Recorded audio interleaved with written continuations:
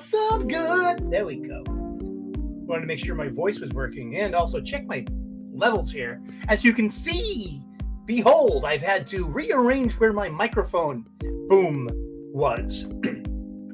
And let's wear some headphones and show the microphone like big boy YouTubers do out there. Regardless of what Perch says, I'm going to show off my comics and my action figures behind me.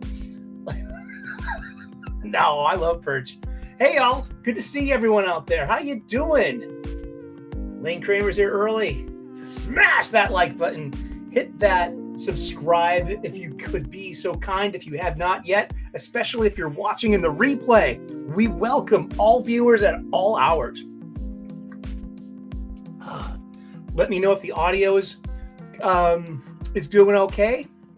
And let me know if you can hear the background music too, because I think it's a little funky and soft and sexy. Now I use my overnight DJ voice. WOKE, Progressive Radio. That's right, coming at you from Boston, Massachusetts, United States of America, hub of the multiverse. What happened to Jim? Did he almost die again? No, he just had an interruption in Wi-Fi. It just went down.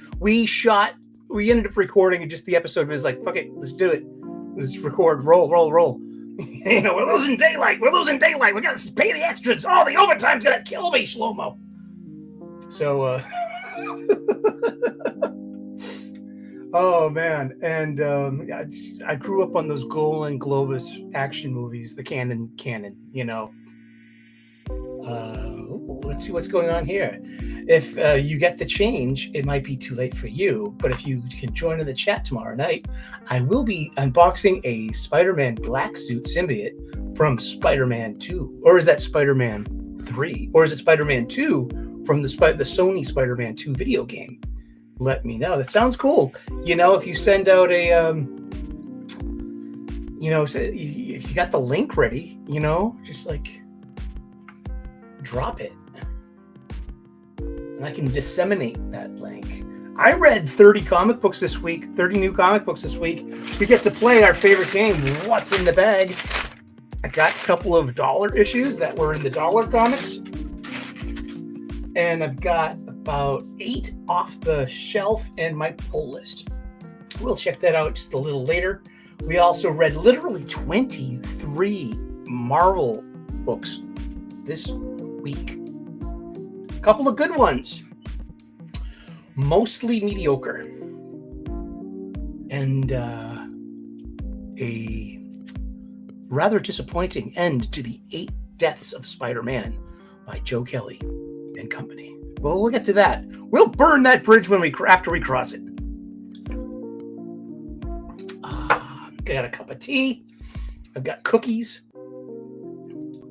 My R2D2 bowl. It's like, you know. Yeah, it was a crazy 10 minutes after you guys had to stop the stream. I was on the road to go out to eat. Huge car accident happened in front of me while I was at a red light. 2 cars smashed. Walk sign smash. Wow. Glad you're okay, Lane. Too many books topped out with farty time Harley. Exactly.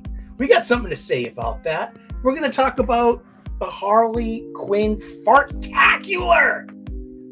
And who is Joanne Starr? Who is she?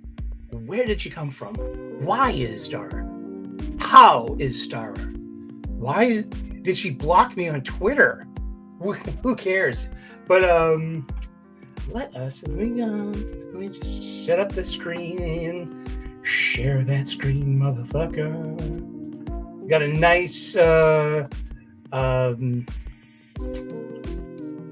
greetings. It's Eid Mubarak. That means Ramadan is over. Muhammad was, and so have a blessed Eid Mubarak. And I hope you weathered your fast very well.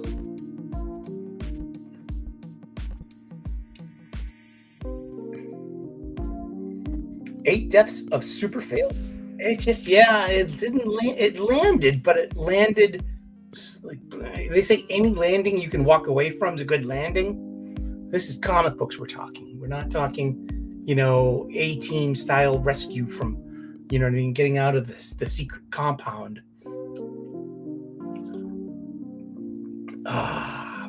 You can see my bald head, Mr. Sully. That's right. No need to be formal around here. And it's Reverend Sully. You didn't spend 8 years at evil Reverend school to be called Mister. Thank you very much.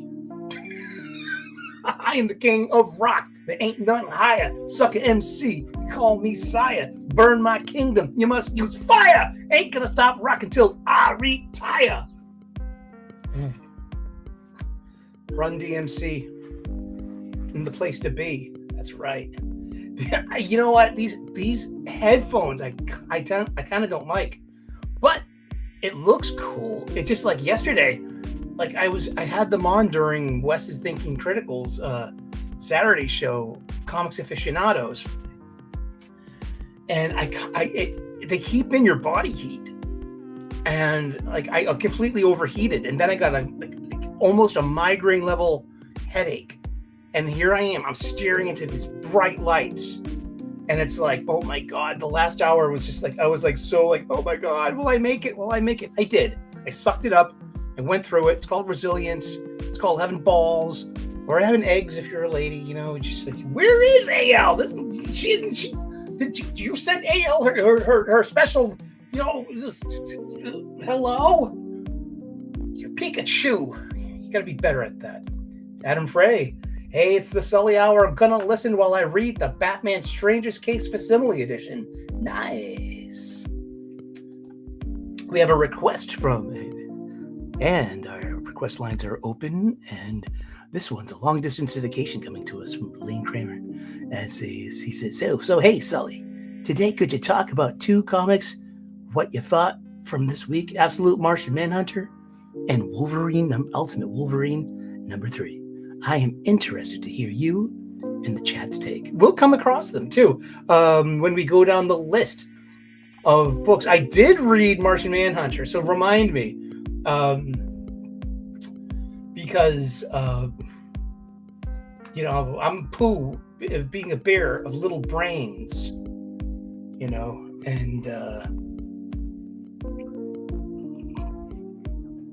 I need a sip of tea.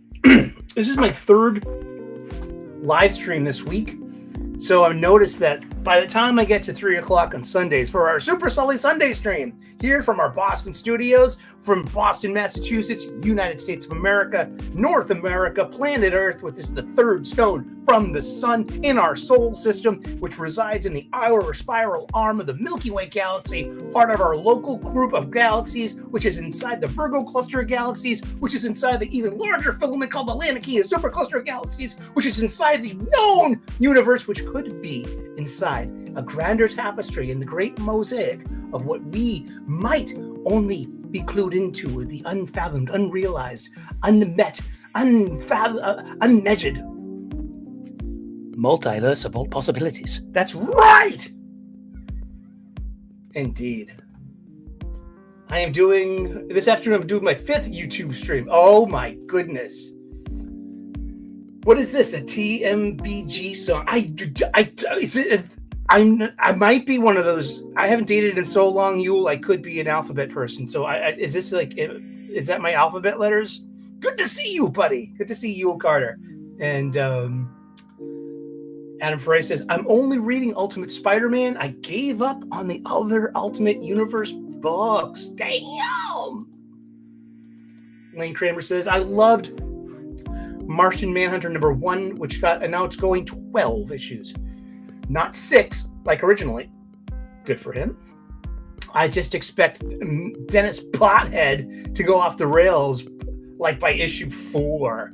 Like you say that with Pothead like it's a bad thing, man. Hey, man, like it was said, man, like I'm an ordained minister, man. I know a little bit of the Bible, man. I know a little bit of the Quran.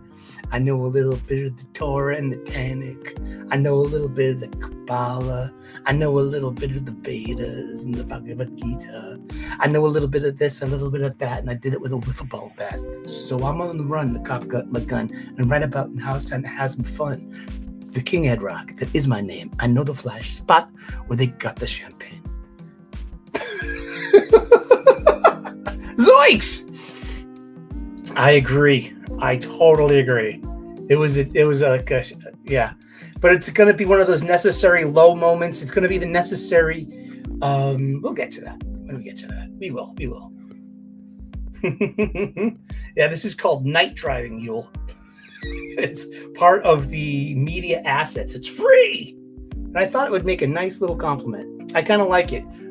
I keep in with a tempo. I look out for my PM DJ voice. I can hear it better now. It can emanate from my soul to your ears, from my fingertips to your eyes. That's right. WOKE, Progressive Radio, here from Boston, Massachusetts, a blue city in the blue state, the bluest state in the electorate. That's right. You can look to us for leadership.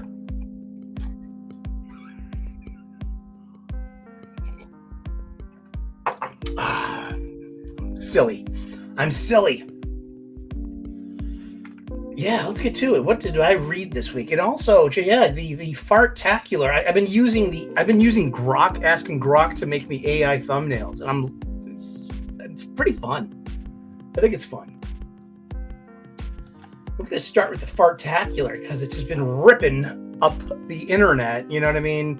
Harley Quinn breaks the internet. It's much ado about nothing, in my humble opinion.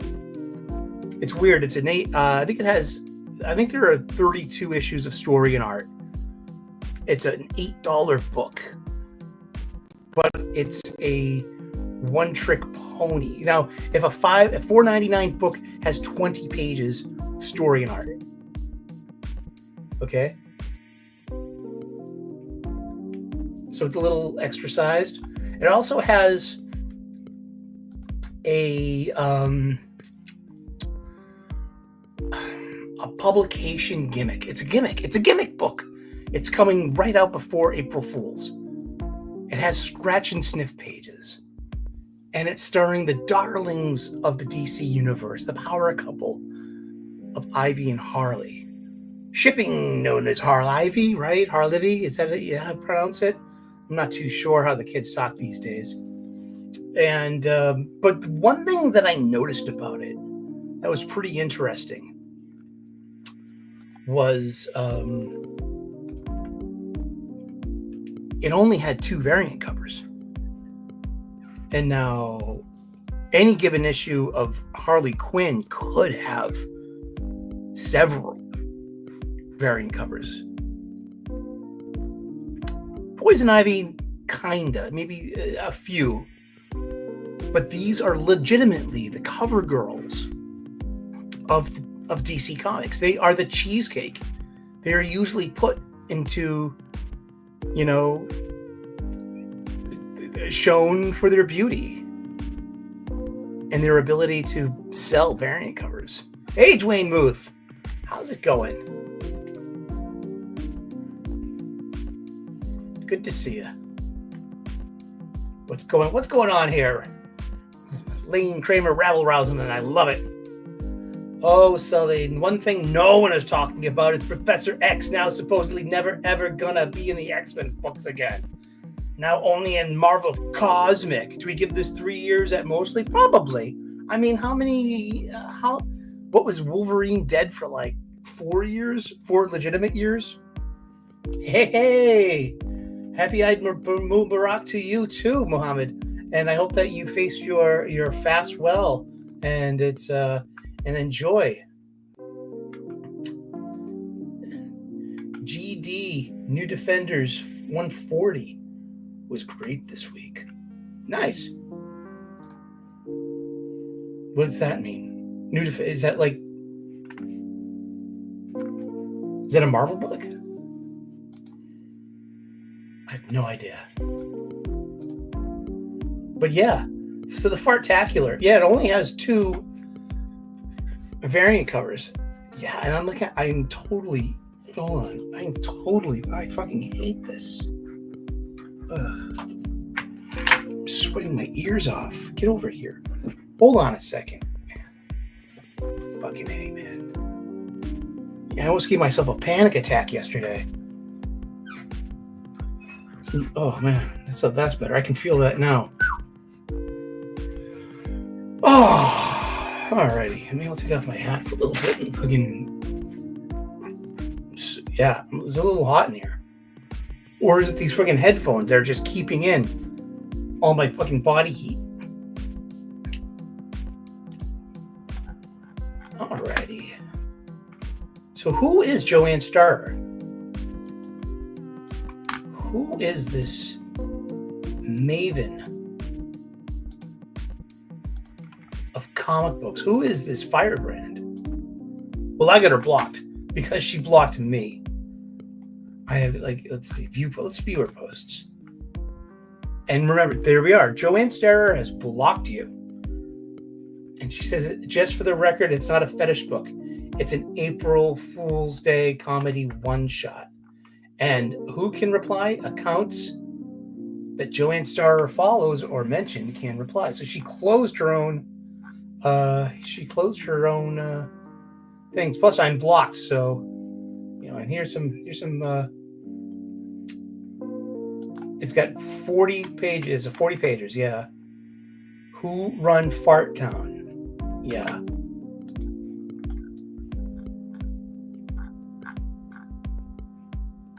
Joanne Starr has blocked me. So is that all I can see?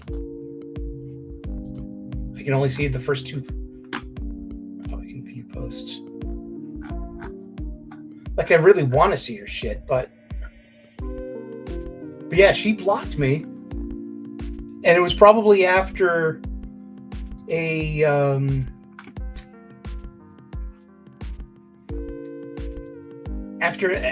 unfavorable review about Fire and Ice, Welcome to Smallville, number 1 or 2. And I did try to say some complimentary stuff about it, too. I tried to say, like, the coloring is pretty vivid, the art's okay, and the covers, the Amanda, Connor's covers are really good. Or were they Dodson covers? I think it might have been each. But who cares? I mean, seriously. Joanne Starr has blocked me. So how am I supposed to root for her books? I don't. I'm sorry. You treated me like an enemy. Now I got to treat you like one. I don't have to give you a fair shake, Miss Starr.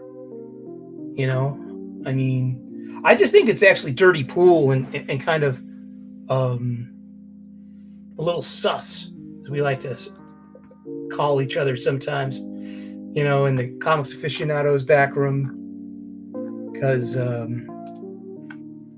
I'll show you. I'll share this tab instead. This is Dennis Camp, the author of Absolute Martian Manhunter, of The Ultimates, and he's an activist type. That's what we've been saying about him. Is he's an activist type, and he wears his activists on his sleeves and his shoulders. He showed up to Mark Miller's Creators Roundtable wearing keffiyeh, and that's a definite tell. That's you're making a statement, and your dough's definitely making a statement in this. So it's it's Third Eye Comics, and here you got Scott Snyder. And Scott Snyder is pimping his boy, Dennis Camp, who is definitely on one side of this really awful, complicated, icky, and war.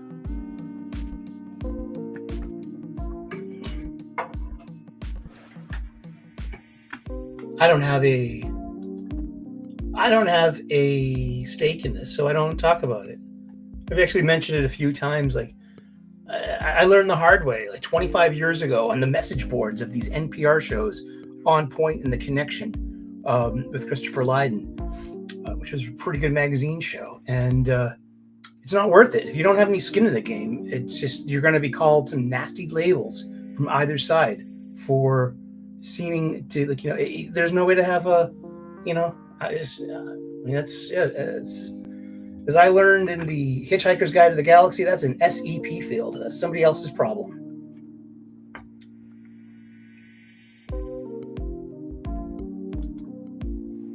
I think it's Paul. I do think it's Paul too. I think it's maybe bells and whistles. I saw the leaked Reddit page, and that's the last page of issue 5 of All New Venom. Yet they took all this trouble about giving Mary Jane her own agency, her own power set, her own identity, her own code name, her own costume.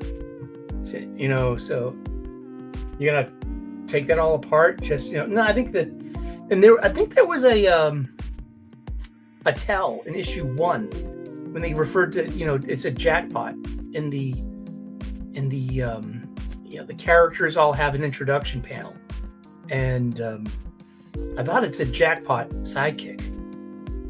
Blink and you can miss it. That's what I think. But I wanted to know a bit more about Joanne Starr. I did. So I looked up her webpage. Now she came, the first thing I ever knew of when it came to Joanne Starr was Harley. I know was Fire and Ice, and then being blocked by her. It says Joanne Starr has been described as witty, hilarious, thoughtful, and gassy. All of these things are true, leaving behind a career as an accomplished editor. And apparently, she was an editor with Joe Quesada in the late 90s for Marvel Knights. So she's been around for over 25 years. Joanne dove headfirst into writing in 2018. Now she spreads her unique brand of comedy with a conscience across a wide spectrum of themes, including pro wrestling, the Holocaust, put a spin in that, an asterisk, abortion, and modern romance. Her work can be found at most major comic publishers and occasionally somewhere surprising, like your next visit to the Smithsonian Museum. Outside of her writing pursuits, she has served on the board of Editorial Freelancers Association and holds a master's in media studies, as well as a certificate in digital film editing. This is a good one. Joanne owned and operated a women's wrestling promotion out of Pennsylvania back in 2002, championing equality in pro wrestling a decade before it became a nationwide trend. Originally from New York, Joanne now resides in Vienna, Austria, with one very demanding cat and too many action figures to come. I also asked Grok about her too, because I've been going to Grok a lot. So hey, this is my enemy. Know your enemy. Art of War shit. You know what I mean? Hey, she treated me like an enemy. She blocked me on social media, on Twitter. I take that very personally. How did I end up being blocked by Ms. Starr? Was it, did she just have a pipeline on anyone who made a comment about Fire and Ice? And I'm not rude to creators. I'm really not, What's up, JK? Good to see you. Welcome. You know what I mean? And Joanne Starr is an American comic book writer. She's worked for Marvel, Image, Boom Studios, and Humanoids. And her background is his colorful writing. She worked with Marvel Comics, where she was part of the team that launched the Marvel Knights line in the late 1990s. She transitioned into writing, and she went to the New York Film Academy. Yeah. And her parents were Holocaust survivors. Now, this is where I want to come full circle when it comes to our friend Scott Snyder. Now, Scott Snyder, I'm worried about him. I'm worried about you, Scotty. I like you. I like you a lot. One time, he actually emailed me when I had my email link. And in my Twitter, because he asked me to stop being. He emailed me and says, "Can you stop being such a shit?" Because I was so fucking disappointed that he spoiled a character note that he was teasing for months in his own Batman title and coming into All-Star Batman, and then and I was just like really upset with that, just because, and that was a sobering moment too. That gave me a lot of perspective. It's like, why take this shit seriously? You know what I mean? Like, it was in the 3-month window too of solicits. I'll tell you exactly what it was. It was the code name of Duke Thomas, the young protege to Batman, Bruce Wayne, the guy, the young African-American boy in the yellow suit. They said Batman and the Signal. And it was like this big reveal. And no, what you did was you let out the secret because of the solicits and Diamond and previews. You know, the 3-month window for solicits. That's why there's such a huge, spoiler culture in comic books. It comes from the solicits, from where the retailers can generate some interest to buy the titles to sell in their stores. Yeah. Indeed. So what I'm thinking is like Scott Snyder, he's always pimping Dennis Camp and Mark Waid. So these good people, they block you and they judge you based upon a bevy of grievances, but a big one is adjacency. You're adjacent to a hate group. I know I am, because I'm most definitely Comicsgate adjacent. I am. I'm a member of EVS's show. I'm a member at his channel. I watch the Jack Show. I watch Kings. You know what I mean? I'm on that side of the aisle in a way. But I don't make a big deal of it because I'm in. I was a big Howard Stern fan too in the 90s. So it was just like, this is shock jock radio, and it gets cringy as all fuck. Let me tell you, I don't agree with everything. I did not sign up for the racist jokes. I did not sign up for the Holocaust jokes. Holocaust, remember. And but all the same, I like great art, but these artists that should still be doing mainstream stories. But that's his own thing. But Joanne Starr's parents are Holocaust survivors. And here's Scott Snyder. He's amplifying and platforming his friend Dennis Camp, who is on the other side of that aisle. He's amplifying and platforming Mark Waid, who's no longer on Twitter, only on Bluesky. So Snyder is like, he does what DC marketing should be doing, pimping titles, pimping writers. But one thing I have not seen is Snyder pimping Joanne Starr. And I'm just worried that Mr. Snyder is adjacent to evil and hate. Because it is what it is, isn't it? Like, look at Mark Waid.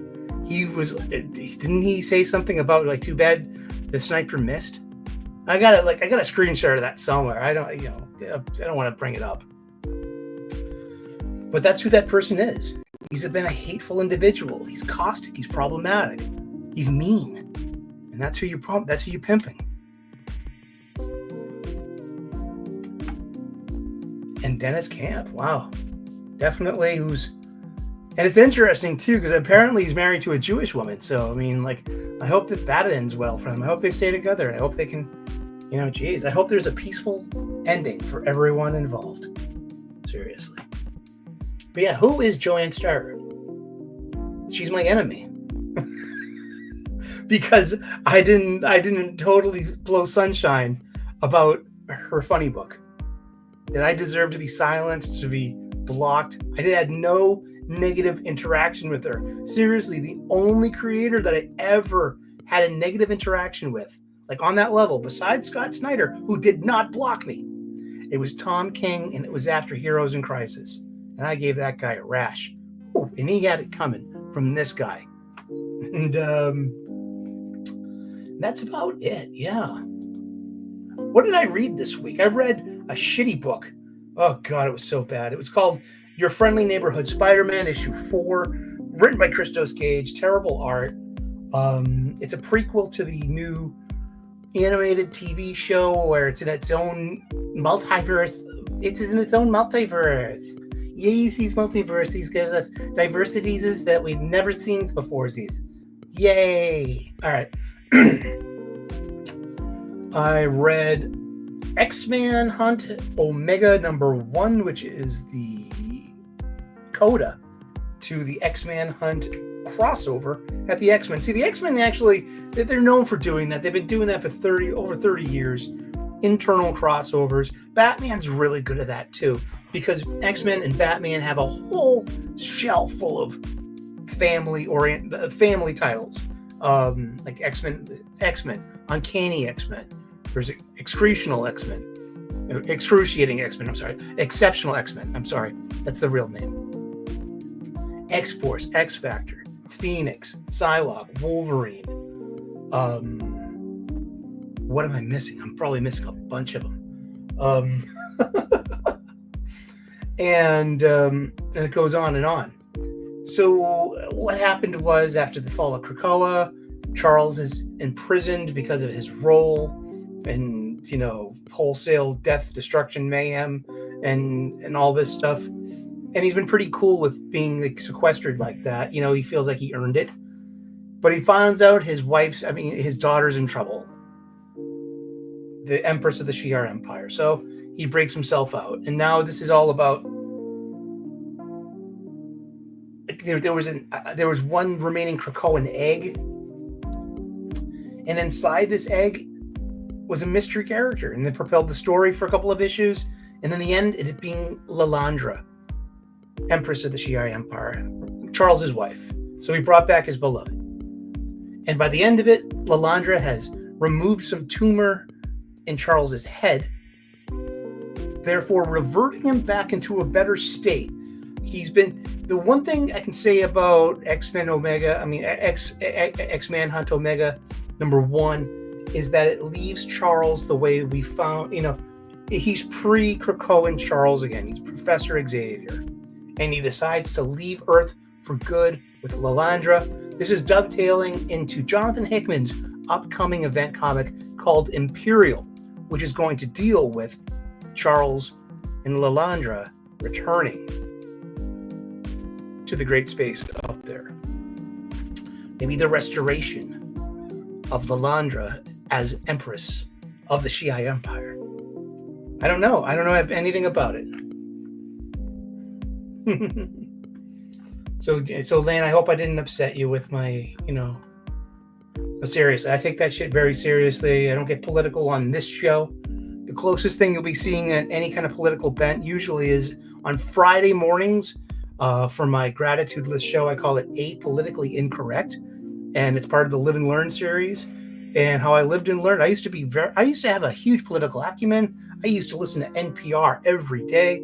I used to read the opinion editorial section in the daily and Sunday papers. I used to watch Meet the Press every Sunday, 10:30 a.m. But that was in the Tim Russert era. He's been dead a long time, if you think about it. Okay? And so I haven't watched it in a few administrations. I mean, seriously. When I stopped watching it I think when Obama got elected. And that was 20 years ago. And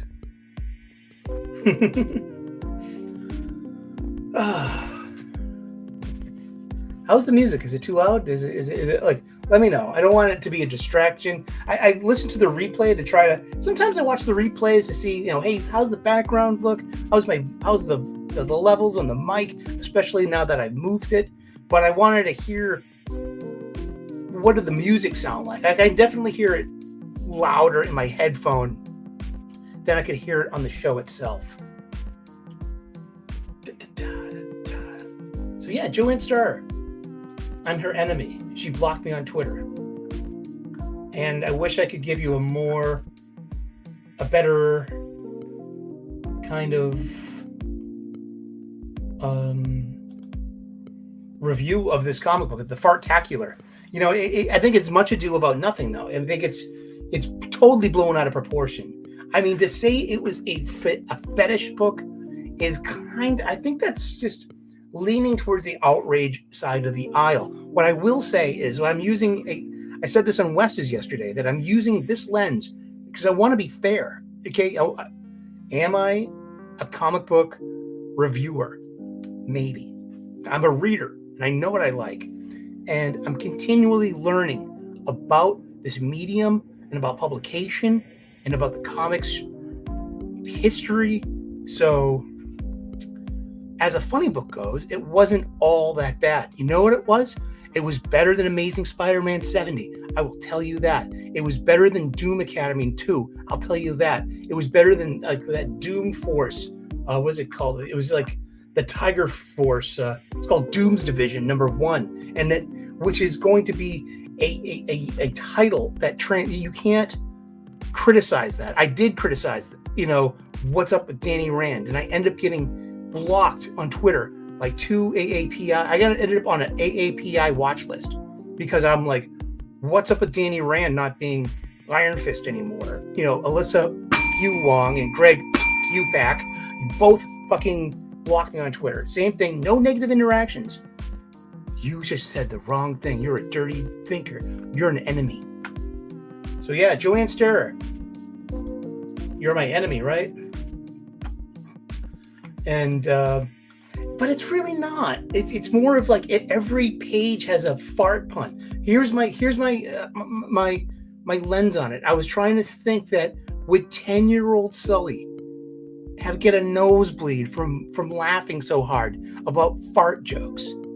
Maybe he would. I mean, the art in it wasn't that bad. It's very cartoony. It's not taking itself seriously at all. There's a whole thing about like Ivy farting, and she's really embarrassed because, I don't know, I grew up in a time and a place where ladies didn't fart. They don't. It's something they didn't do. It was dirty and improper. And then you have basically her opposite in her best friend and her life mate, Harley Quinn, who's like, well, maybe she likes more than the smell of her own brand. She likes her girlfriend's smell too. Go figure. She spends a lot of her time with her head down there. Literally. And, but it's just like, it's not made for a 10-year-old. That's the thing. It's not. It's like the puns in it are relentless and they're dumb. It's almost dad joke level of pun. I'm going to call it wine aunt level of pun. And this is probably what got me blocked by Mr. in the first place, saying something about wine aunts. But that's exactly what it is. I mean, I don't know. It's an $8 book. It's not made for kids.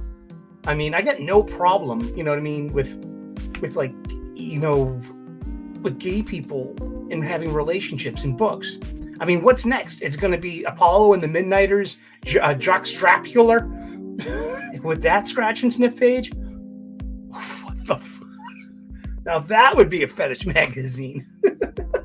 Like, have Tom of Finland covers and shit. Oh man. Oh boy.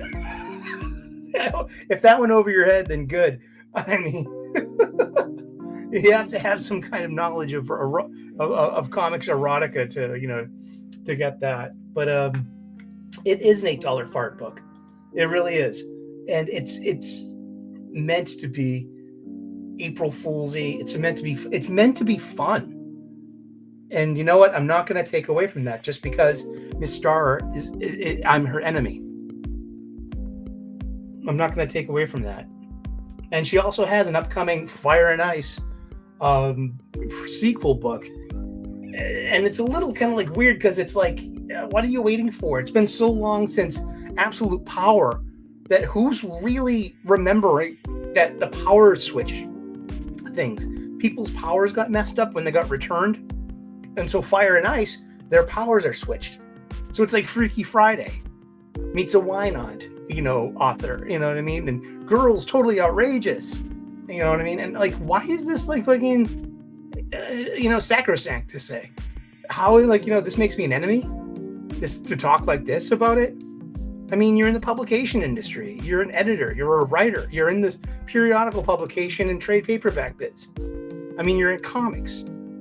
I mean, you've probably gotten worse heat. Like, you know what I mean? Just like, I don't know. I mean, I can't fucking abide by that. And I'm trying to be less hateful about it too, because it really brings out the hate in me. And it's good to know that that still exists and that I have to do something about that.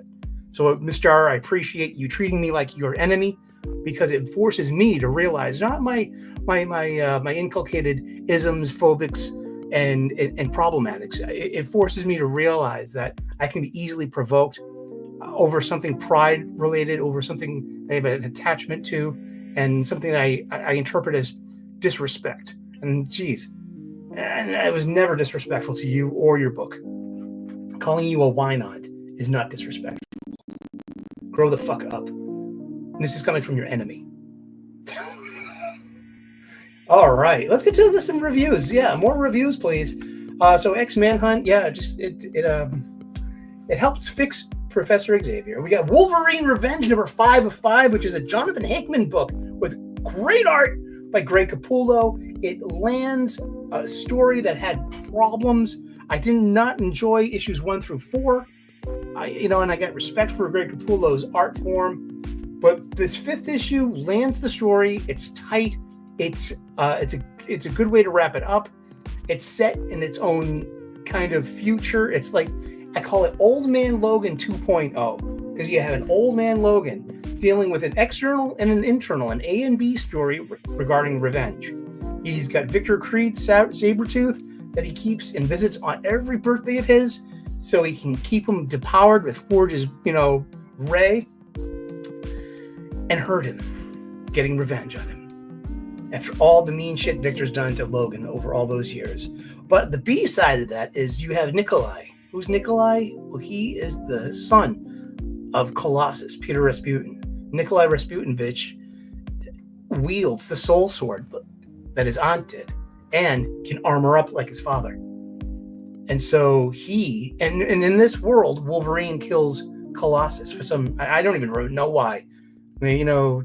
So Nikolai comes for his revenge. And that's actually got a really good resolution, and it lands the story. So, take it as you will. That was okay. Yeah, they can't take criticism. So, all right, let me catch up with the live chat here. It is weird to be mean to Eric, because Eric was one of the few that thought Fire and Ice had a market. Thank you. Yeah, because it's like, I thought it, why not try it in that compact format and to see if that's going to sell with the YA crowd and Scholastic. You know what I mean? It's tried to be funny. It tried to be like Sex and the City. It's tried to be like the DC version of She-Hulk in a way. And it's like, and I thank you, JK, for reminding me about that. Like, I didn't slag you or your book, Miss Star, but I'm your enemy, aren't I? Yeah, huh? People are funny, huh? Weapon X-Men number 2, written by Joe Casey, art by Chris Cross. It's a good story. It's over the top. You got Cable. You got Deadpool, Wolverine, Chamber, and Thunderbird, and they're all on some. They're like an over the top kill team, not X-Force, But some of the Chris Cross art in this, like, really, it's kind of flat. He's pretty good at times, but more often than not, didn't have it for me here. Sorry. Some more tea. More tea, please. Hi there. So yeah, Weapon X-Men fell flat for me.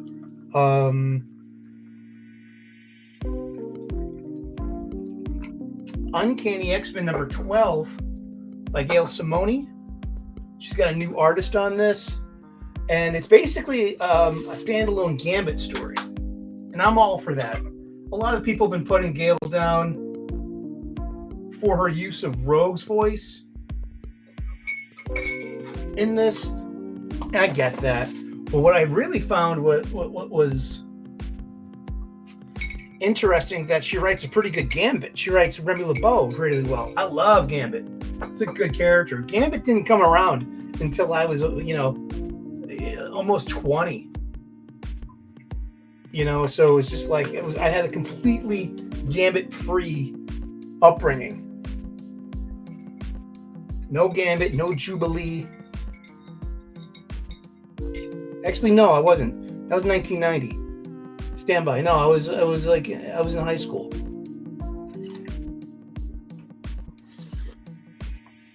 Because I came back for the Extinction Agenda. And that's when Storm was still like, she was reverted to a teenager. and she was Gambit's partner in crime, literally. So that was Gambit's introduction to being part of this X-Men team. One of my favorite things was like he got purposely shot in the leg by one of Cameron Hodges, adamantium flechettes, and he said he knew that like Hodge would have left it in him just to make him suffer. So here's Remy out there, he's bound up by his hands, and he just like lifts his legs up. He's super nimble, and he uses his teeth and he pulls out the flechette, and he picks the lock and he frees them all. Fucking great Gambit. I love Gambit.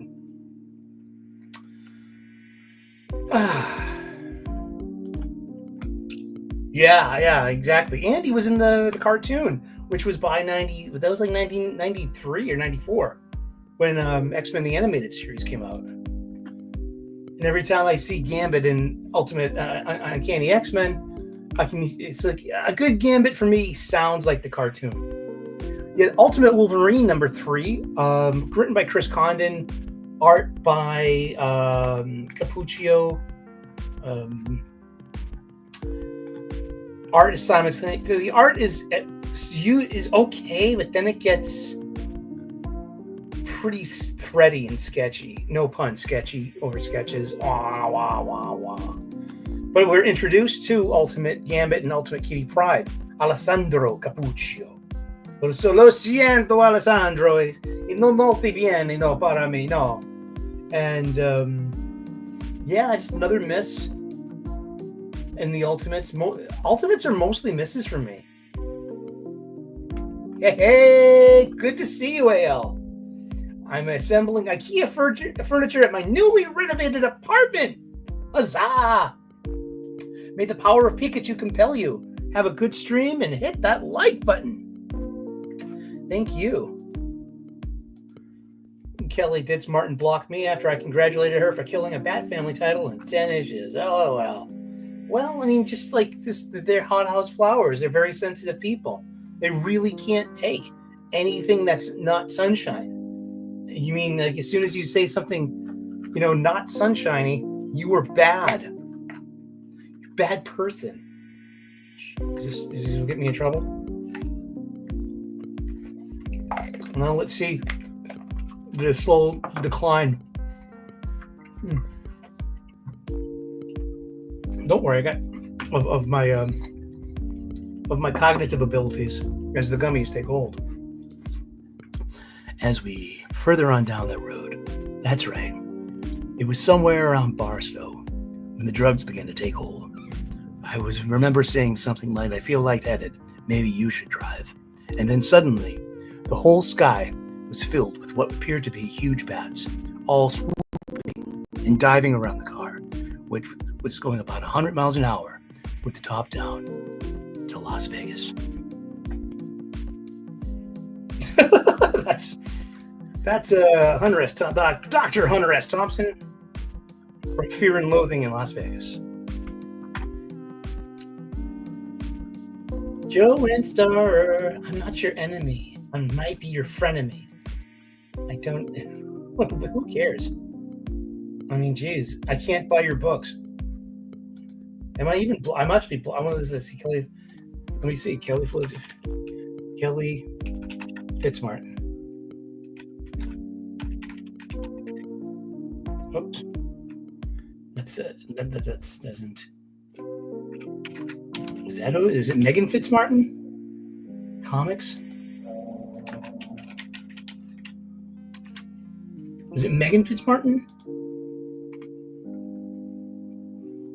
I'm the evangelist of comics.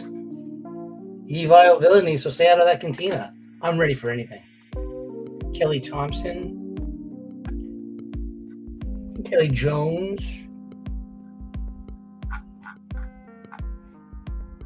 Is it Megan Fitzmartin? Not sure.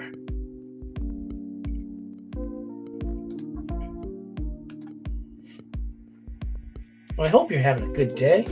Hope you're hanging in there. I hope you're doing well. Ultimate Spider-Man 15. Yeah, it was just they're on the Parkers are on the run. They're on vacation. They're hiding out in the middle of the desert in a trailer park. And Richard and Peter are having father-son training moments when it comes to being Spider-Man, which for me kind of ramps it up for, will Richard become the ultimate Spider-Man because of, his dad, with great power comes great responsibility. I could totally see that. When Spider-Man started way back in Amazing Fantasy number 15, he was 15 and a half years old. And they've, you don't waste story beats. You don't waste information. Well, Hickman usually doesn't. So, you have one of these rooftop conversations between Black Cat, between Felicia and Richard.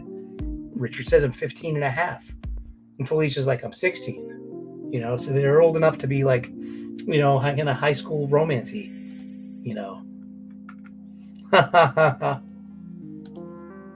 Let me see if I'm blocked by her.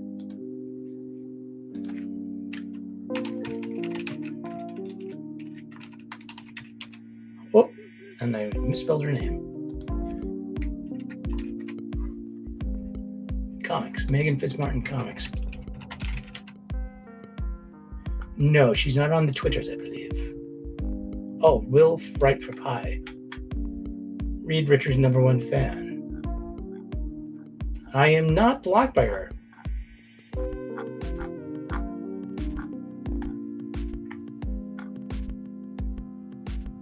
She's at WonderyCon.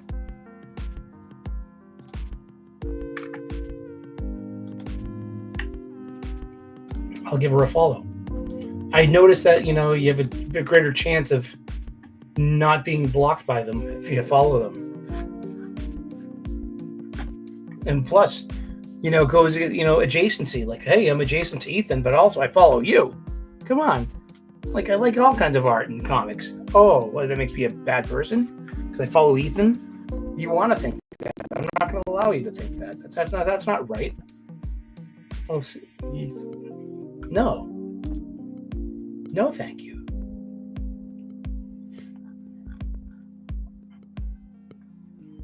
Oh, yeah, I wanted to share with you. This is what not giving up looks like. This just came in the mail today. It's a 55-pound dumbbell that can adjust itself between 10 and 55 pounds in 5-pound increments. And it has this dial. You just you turn the handle, and I'm going to use this more hopefully every morning. When I moved into my mom's condo, there was a 10-pound dumbbell, and I started just doing range of motion, and I was like, you know what, I could use maybe to get a 20-pounder. But I saw this one, and I'm like, you know what, this is the way, this is the path, this is what I shall follow. Why not? I'm with you there. I mean, I love the guy, and I think he's funny, but it's like, if Eric July wasn't around, what would his content look like? What would he be doing on YouTube if you didn't have Eric July to talk about? Also, it's like the racist shit cringes me out, and so does the fucking Holocaust joke. I sent him an email saying, hey, you can keep the Matchbox car. I don't want that in my house if it's gonna have your clever, stupid, dumb joke of the Master Racers. It's CG Master Racers. You know what I mean? The Cecil Mobile. Shane Davis's Inglorious Rex 242 is in a car form, and we have the Cyberfrog rap that was on Cody Dennison's NASCAR, and that's what I kicked in for. And we got the car, the Matchbox car, as a thank you for that. But also for him, it gets for producing it gets cheaper the more you make. So he got the other CG creators in on it. But what he did, though, is he came up with the dumb joke of Master Racers, and that's a clear pun. Okay, and that's a fucking Holocaust pun.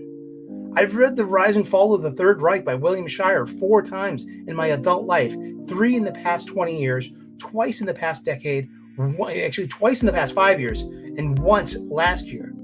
Okay, it's a fucking huge history book, and so that's a Holocaust pun. I don't want that in my house. But it was one of those things. He put it on the chat. put a poll. Hey, do you think we should call it Master Racers? Of course the chat's going to fucking encourage you for that. The chat's going to encourage you to eat cyanide.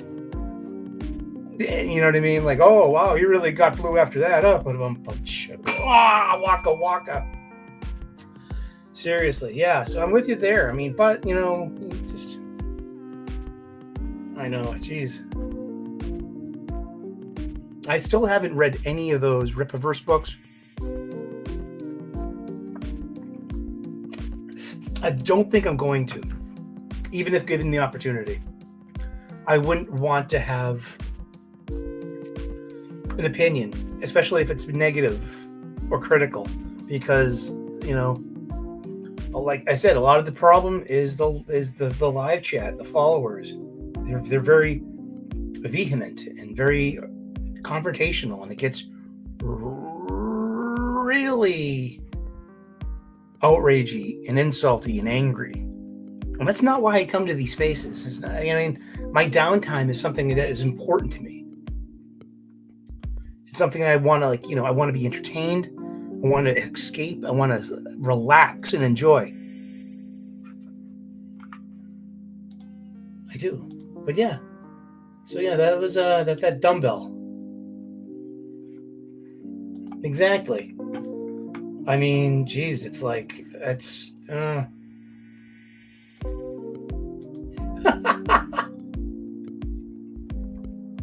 exactly. But for me to be like a reviewer, to be on like Wes's show, even on Jim's show, it's safer. It's safer for me as a comics reviewer not to have an opinion of Eric July's Rippaverse. Say the wrong thing and you will get dogpiled. Seriously, I don't want that in my life. I don't want that kind of those. Well, imagine if those people showed up in our live chat. You know what I mean? Just because I said something. Well, I don't like 3D assets. Well, I know that you're claiming it was an artistic choice that you split a splash page. No one believes you. That literally corrupted my suspension of disbelief, taking this seriously. That you could have just said, okay, well, that was my bad. Like, no, I mean, like, no, I don't see. And that's as far as I'm going to go with any opinion about Rippaverse. Sorry. I'm like, I don't want any of that here. Chances are I'll meet them in Dallas. I'm going to Dallas Fan Expo. I just bought my passes too. I got my hotel. I got my flight booked. And today I pulled the trigger and I got a 3-day pass. I'm only going for 2 days, but I got my lanyard too. It's for you, Pikachu. He loves that kind of Kachki stuff. Seriously, I got him a Boston Fan Expo lanyard that has Pikachus all over it. He was happy for a week. No electric shocks. Whoa, General Balzac, how you been? Good to see you.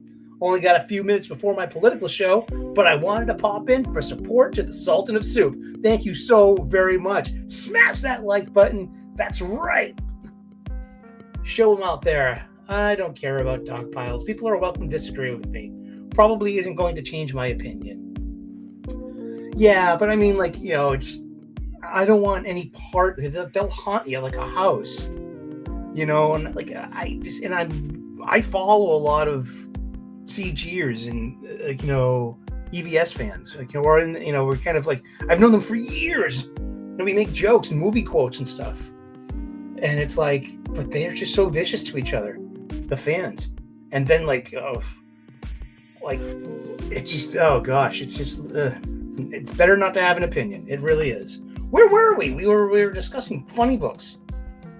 Ultimate Spider-Man, it was meh, but it's a necessary downbeat before ramping up to issue 24, which will be, the revelation of the Maker and the end game, and the big thingy with the thing, Thunderbolts, Doomstrike, One World Under Doom, by Lansing and Kelly. Ugh.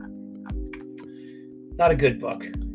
And I had good words to say about the first issue that have been all pissed away. Why? Because Lansing and Kelly use the F word, fascist. And anytime, fascist is just one of those words that have been beaten to the ground by progressive and lefty types. Sorry. And just everyone's a Nazi. Everyone's fucking fascist. It's such a politically charged word. You've lost it. As soon as you start using that, you use that already in Blood Hunt with Nazi vampires. You definitely use that with Orcus at the end of the fall of the House of X and the fall of the Powers of 10. I mean, just like Orcus went from whatever Hickman started it out as to a pastiche of modern culture, of like what you think is a chud or a conservative, or dare I say, a red hat wearing Trump voter. Because remember, all their helmets were red too, and they were all human, and they were all phobes against, mutants, the heroes, the marginalized community who represents all alphabet people and all marginalized communities and all, it's, oh, geez, make it fucking stop. I just want fucking X-Men stories. And I just want stories that but fascist is such, it's got the weight of culture behind it. And as soon as a comic book uses it, especially a Marvel book with these hippy-dippy writers, you lost it with me. I'm sorry. That's fine. Okay. Star Wars. The High Republic. Fear of the Jedi. Issue 2. Written by Kevin Scott. I liked it. I liked Star Wars High Republic Volume 3. I like this. This is basically Volume 4.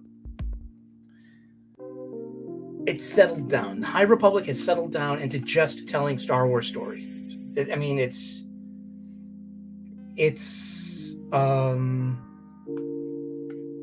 General, you can always catch the replay too, and you can always be part of the ongoing comic book shop style conversations in the comment section. You're more than welcome. Of course you are. You don't need my permission, but you know what? You can watch it at your convenience, and it's always good to see you live and direct. And and I was wondering where you were. Where you been hiding? But life happens. We're just blessed and grateful that we have these opportunities to all hang out together. You know what I mean? And the live chat's such a great place for it. But also, the comment section's it's always, no, I ain't on you one bit, buddy. Seriously. And it was okay. I liked it. I mean, because it's the High Republic has settled down into just being Star Wars stories. We got, we got Wookiees, we've got aliens, we've got, other planets, you've got droids, you've got starfighters, you got Jedi, you've got a big bad. It's just, it works. You got Twi'leks, Trandosians, you've got, what's a Greedo? This is going to come back to me. No, an Aqualish. No, I know what an Aqualish is. That's a 9-num. Stuff like that. I used to know all my, I used to be better at that. I could rattle off all the I got you, Bubba. Thank you. And I'll forget more Star Wars than most of you all will learn about. Yeehaw!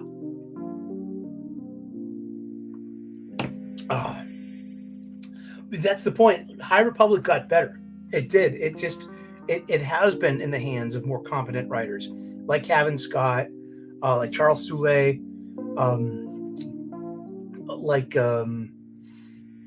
there was another one out there too. Oh shit, it's gonna come back to me any second now. But still, I mean, High Republic, it started off weighed down by culture. Again, all of this stuff like, oh, it's hippy dippy. Oh, it's about diversity and representation, and it's about chicks with unlikable girls with scowls and they're half their head shaved. But all that settled down after the volume 2. It kind of it course corrected, and now they're very typical Star Wars stories. So check it out. Yeah, I've never seen Geode in any of these books. I started reading in volume 3. Yeah. Alrighty. I also read the Rise of Skywalker adaptation 5 years late. As I've read the Rise of Skywalker novelization, It didn't help with the enjoyment one bit. Some more tea? Anyone?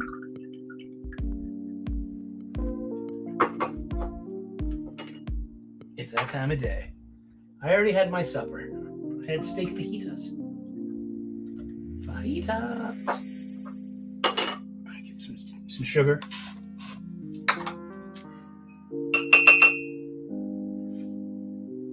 But not too much.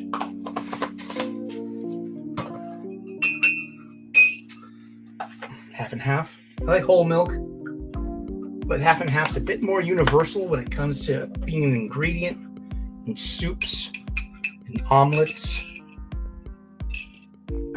That's my story. I'm sticking to it. I have yet to see Andor, to be honest. I don't watch any of the Disney Plus stuff though, so that's fine. But Rise of Skywalker, the comic book, it shows you the internal dialogue. It shows you what there's, and if you are trying to make sense of the story, especially when it comes to Rey suddenly developing force healing powers. When she healed the monster that's in the bottom of the sand pit, she recalls her training with Leia and, a passage from Luke's books, the books that she took at the end of Last Jedi that ended up in the... Did she take them or did Yoda put them in there? These things are never answered, but who cares? I'm just wondering if they're ever gonna, show us about how Ben Solo hotwired an Imperial era TIE fighter. Yeah, that survived planetfall and Death Star 2. That survived being in the water. You remember most of that? Where was the hangar bay in relation to the Emperor's quarters? The Emperor's quarters was at the top of a skyscraper that bristled from the surface of Death Star. Most of the hangar bays were on the equator. I don't have a blueprint. So Ben Solo would have had... Remember, Imperial era TIE fighters did not have hyperdrive, did not have shields, and did not have life support. First Order TIE fighters did. We saw that in Force Awakens, the ability for Finn and Poe to pilot and gunner a TIE without having a rebreather suit on. They had shields by then. Those were the little cogs that were around, to the spokes and the solar panels. Well, you saw like a cog. Those are shield generators. Those were, visually, that's a little different. That's a deviation you can see from Imperial era TIE fighters.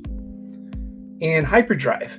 Hyperdrives were only installed in First Order era TIE fighters for Rise of Skywalker. Hence the cold open where you had hyperspace skipping, which would break lore if Disney Star Wars could break Lucas era lore, which it can't. So to get to Exegol, remember Ben Solo fixes up a TIE and travels to Exegol. He needs shields in order to protect himself in the maze. He needs a hyperdrive in order to get to that part of the galaxy, to Exegol. And he needs life support because he doesn't have a rebreather suit. But so remember, this is an Imperial era TIE fighter that he souped up. He could have called his Star Destroyer and asked for a lift. He could have pretended to be Kylo Ren one last time. Or, see, this is my rub. Why not? I mean, it's Death Star 2. This is where Darth Vader died, man. And you could have had this more brilliant setup. But you could have had Ben Solo find Darth Vader's TIE Advance X1, which definitely has a hyperdrive, which definitely is made has shielding, which is definitely made. It's a tougher ship. It's made for Mannequin's exact specifications. It was the Advance X1, Darth Vader's TIE fighter. Now, that would have been cool. I think, why not show up in his, he always wanted his grandfather's lightsaber, but he ended up getting his grandfather's TIE. I think that would have been really cool, but that's asking too much. That's like asking, where did Rey get gold kyber crystals? Well, shouldn't that have been Bastilla Shan's legacy and part of the story as well? Who's Bastilla Shan? Well, she was Darth Revan's wife at the end of it all. She is part of Knights of the Old Republic, 4,000 years before the Battle of Yavin. Love Star Wars. I will always be a Star Wars fan. Disney cannot break canon. Disney is just its own carbon copy, and I'm happy with that. I have my Lucas canon, and I'm very happy and blessed and grateful that we have that much. That would have been cool. Yeah, I think so too. I mean, geez. And yeah, that's that. So yeah, it's, I don't know how many issues this is supposed to be. Let's look. Read all comics, new comics today. Oh, Absolute Green Lantern comes out next week. Oh my goodness, hold the phone. Hello, darkness, my old friend. I've come to play with you again. I'm looking at the... Here we go. It's gonna go 5 issues, because 5 issues is the that's the Marvel thing for trade paperbacks. You can save 20 pages of art and story by trimming down a little bit, by trimming it down 1 issue. Yeah, so it's going 5 issues. Its writer is Jody Houser, who wrote the novelization of The Rise of Skywalker. Because there. It's got great Phil Noto covers, but still, it's Rise of... I'm not saying really good things about Rise of Skywalker or its comic book. I'm just saying, story-wise, it's a lot more helpful if you were struggling to understand certain things, because you have cutting room scenes in this. You have the internal reasonings, narrative caption boxes, like from Rey's point of view. And it explains things that weren't really well explained in the movie or even in the first novelization.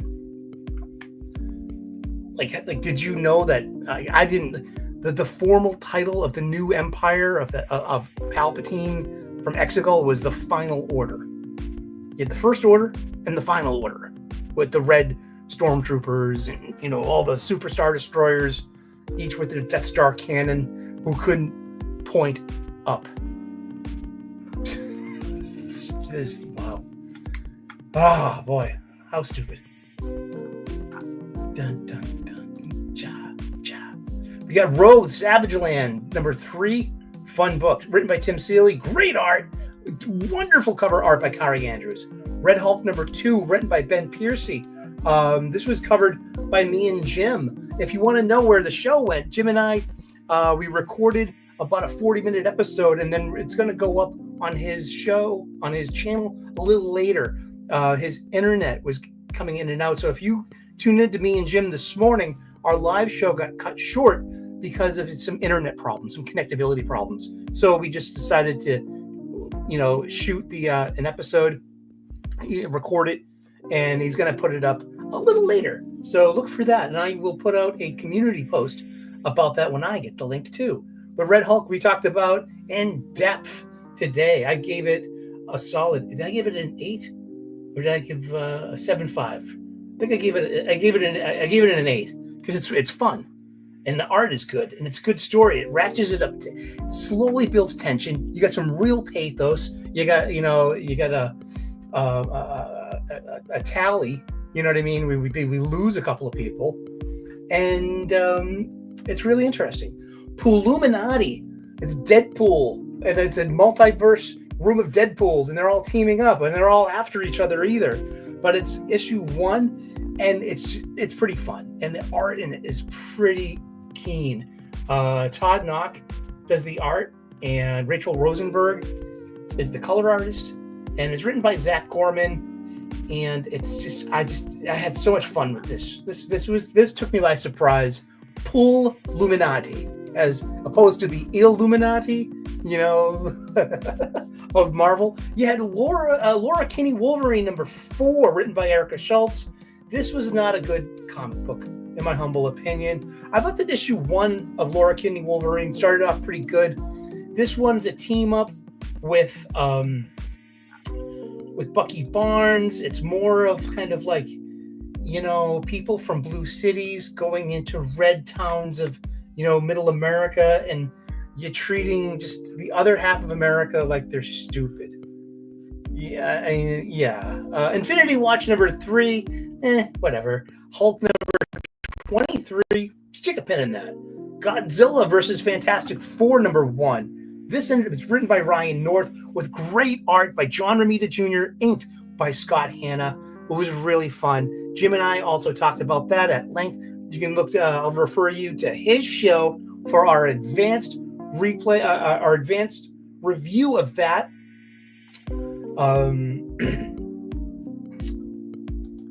Let's see. Let me catch up with the live chat a bit. Frank Miller will be at Boston Fan Expo this year, and I think he might be at Dallas too. I already seen him. I already met him. And I got what I got my signature. I have a really good Frank Miller story. I brought my issue of Daredevil 175 that I had Klaus Johnson signed earlier that year, and it was like the only thing I had. Everyone else in line had like multiple things or Dark Knight things, and I'm just like, I just plopped down this random issue of Daredevil, already signed by Klaus, and he smiled and he nodded, and he just gave me a really quick story, like, hey, I remember where I was when I was drawing this cover in this book. Marvel had given me this paper that was smudging, and I was like, really begrudging them for that, this cheap product they had. I was like on the go somewhere, so I was in the backseat of a car, so I had this like mini drawing table for my lap and the lamp, and this really shitty paper. It was nice. I got to point out my favorite page to both Klaus Johnson and Frank Miller. Daredevil 175, Part 2, Karigi the Ninja. That's right. WOKE, Progressive Radio. That's right. Opening one heart at a time, with or without your consent. My body, my choice. Always. I'm such a sassy bastard. I really am. But yeah, I had fun. I gave it a 7.5 out of 10. I would have gotten an 8.0 or an 8.5 if only Johnny Romita Jr. did his own sound effects, if he did his own onomatopoeia. It is just so evident when you're looking at it, especially digitally on a display. It just looks so artificial. It's so displeasing to my eye, But hey, it's a generational thing too, Just Fantastic Four #30. It's One World Under Doom, written by Ryan North, and art by Corey Smith, his pencils, and inked by Oren Jr. And it's a really nice story. It really is. It picks us up in the medias res right at the end of One World Under Doom #2 with what happens that Sorcerer Supreme Emperor Doom cures Ben Grimm of his rocks. He reverts him back into a human. General, thank you so very much for coming by. Really appreciate it. And it was good to see you. Seriously, man. You're welcome here anytime. Alarming, huh?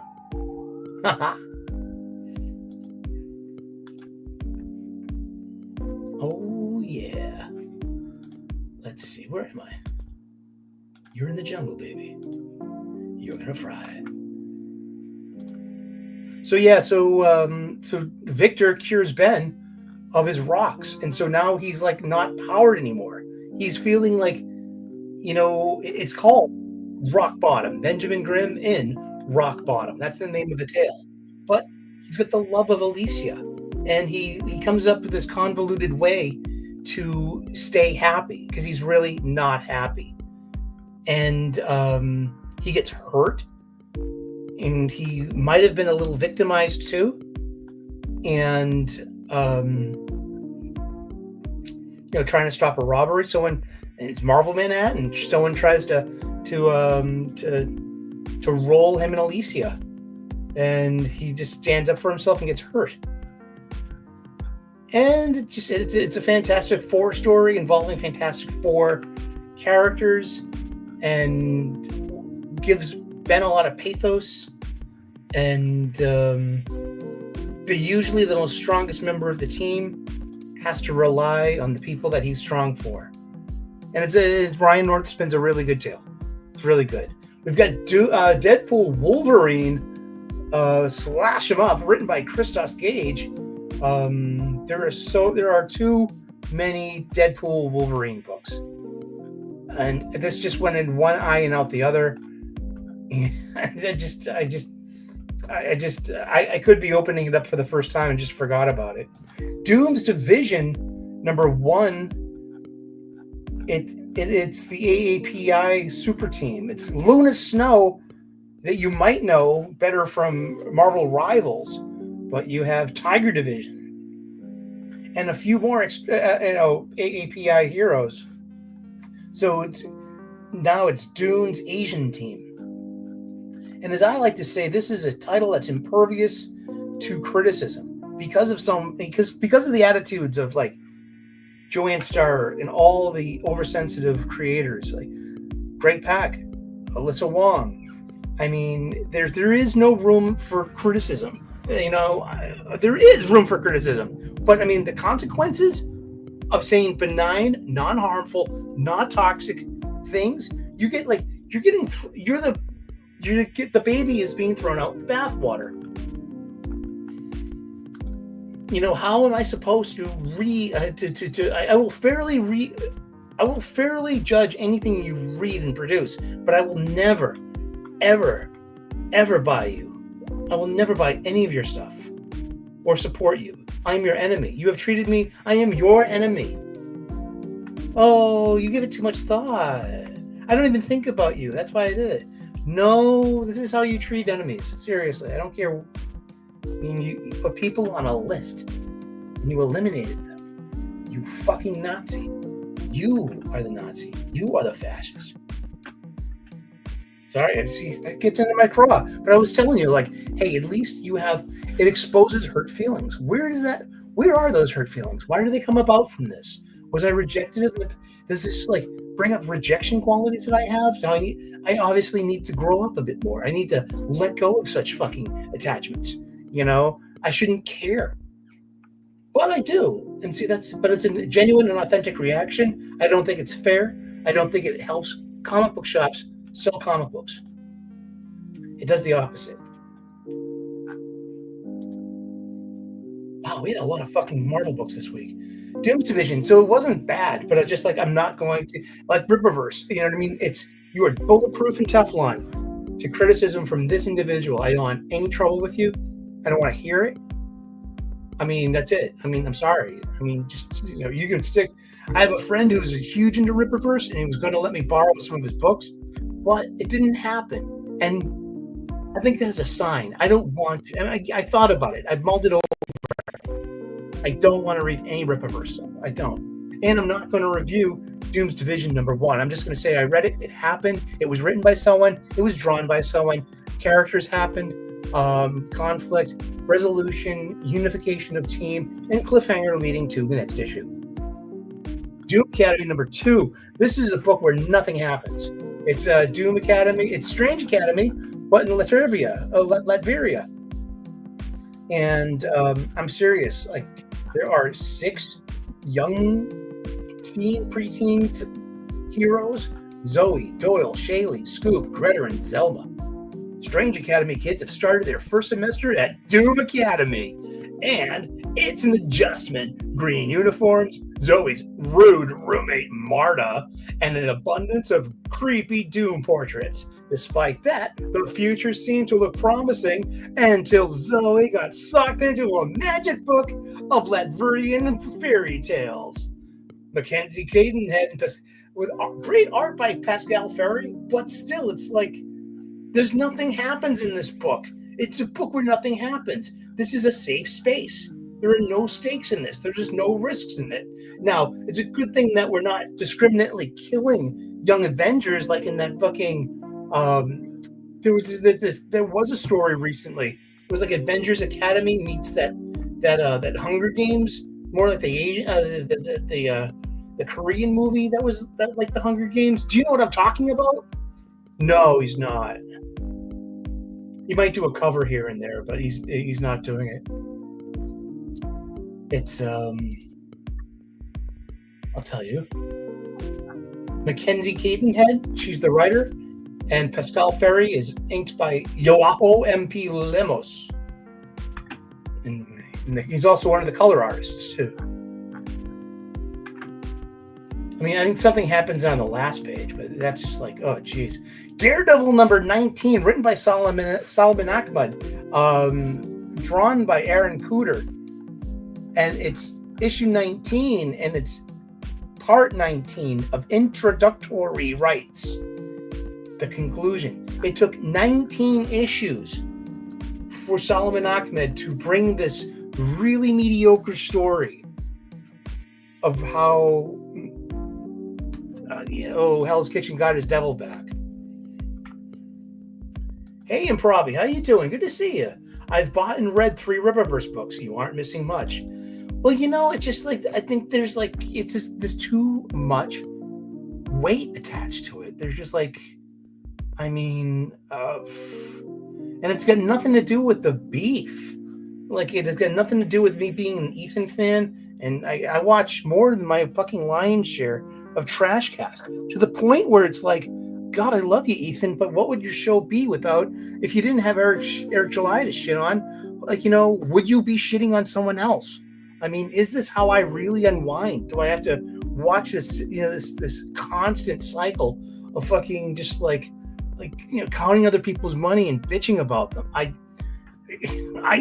trust me, I fucking question my own sanity for for tuning in half the time. But I'm a Jack Show fan, and I'm just a long time listener.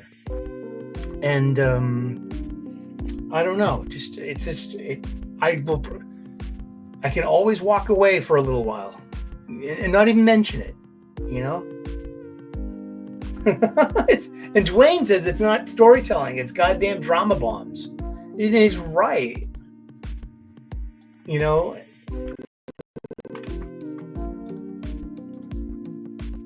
So we have Introductory Rights by it concludes this Daredevil. It wasn't great.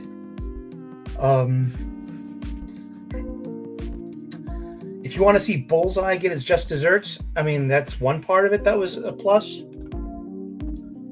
And the last Marvel comic that I read this week, I just was wrapping up the Marvel comics. Holy shit, we've been going for an hour and a half. Thank you guys for hanging in this long and for going through the advertisements. And I've read 23 Marvel books just this week. Damn. All right, written by Joe Kelly, art by Ed McGuinness, and art by inked by Mark Farmer and Cliff Rathburn. We have the last issue of this volume of Amazing Spider-Man. It's issue 70, the finale of the 8 Deaths of Spider-Man. And all it does is wraps up a meandering story. It's got pretty decent art.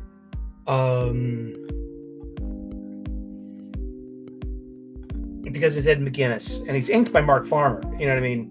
That's it. You can really feel for the art. I mean, with a real penciler and inker, books have a better quality. There are a couple of really big splash pages, but it's like it just doesn't end very, and then oh gosh, let's share this chat instead. Look at this. Look at that onomatopoeia. Whoop. Look, that's a sound effect. See, I want to blow that up to 400. Get over here. Whoop. It starts to pixelate. The art does. I've been saying this for a while. It's good that I'm not making this up, because I just heard your boy Zach talk about this too. Look at the lettering and the sound effects. Don't pixelate. You notice that? Because they're not part of the art. They're post-production. Yeah, and this just ends up all well that ends well. I'm a big fan of being the guy who invented the illusion between the allegory between the reference point of the Barber of Seville, Figaro, the Barber of Seville. Peter Parker is Figaro. Figaro is counted on by all castes of Verona society and the people of the streets. Figaro, Figaro, Figaro, help me. And Figaro is the factotum of the city. He's also a barber, so he can do simple surgeries and life-saving techniques. Because this is, and he's like Spider-Man, save my life. Figaro, help me out of this problem. So these opera buffa, meaning there's opera, serio, like serious opera. There you go. Opera buffa is like comedic opera, and so what am I doing here? Yeah, opera buffa. So the Barber of Seville and there was the other one. There were two major operas about Figaro, and they were very popular. They went everywhere in Europe and the States, yeah. And he's an enduring character. And that's who Spider-Man is. Spider-Man's an archetypical character. He's Figaro, the Barber of Seville, the factotum, the most relied upon person. He's so popular that, at the beginning of Figaro, the whole thing is like, Figaro, Figaro, Figaro. That's Figaro. And he's bemoaning, being like, oh, can I get some peace? Like, everyone just wants a piece of me and figure out their problems for them. But all's well that ends well. It's opera buffa. It's not opera serio. That's serious opera. Opera buffo is comedy, farcical. What is a farce? A farce is it's a lighthearted fiction where it's usually romantic, and everything ends up well, even against all the odds about the setup and the buildup. You know what I mean? That's what makes it a farce. Everyone ends up happy, usually, and or maybe even the bad guy gets some kind of, maybe get a happy ending too, but it's like, that's a farce. That's literally a farce. So opera buffa, you had the farcical ending. So this is a farce. Spider-Man, the eight deaths to Spider-Man. This is a very farcical. It shouldn't take itself. It was taken way too seriously. It was told over 12 issues. It did not have to be 12 issues long. This could have been a better story if it was maybe 4 issues. Maybe 5, if you wanted to go for that trade paperback thing. But I'm just thinking that would have been one too many. Probably better at 3 issues. Yeah, I mean, gee, you could have cut all the X-Men out. And just, but no, you had 8 issues. No, you had 10 issues plus 2 tie-ins. And Pete isn't an ass clown. Yeah, I know. I mean, he's like, but at the end of this, he makes up with Shay, he makes up with Aunt May, he makes up with Robert, with Randy, his best friend Randy. Let's see. It's interesting because Tombstone's not mentioned, or Tombstone's daughter. We spent so much time for the previous 63 issues on those subjects, and so much of the story was focused on the end. We even brought in Paul Rabin, everyone's favorite character. Now, do I have an opinion of next week's all-new Venom number 5 about the reveals of it possibly could be Mary Jane Watson? And I kind of answered it a little earlier, meaning like they've already spent so much time giving her her own identity, her own code name, her own agency, her own power set, her own skill set. Remember, she's got boosters on her boots. And she's been in a couple, but now to make her Venom would be interesting because remember, historically, Venom and Mary Jane don't get along. Mary Jane is like mortally afraid of Venom. That was issue 299, 300, 301. Amazing Spider-Man. Look it up. Yes, there's an asterisk. And that's where that started. Venom? No, that Venom was fucking... No, I'm thinking Torment from Web of Spider-Man. Gosh. And...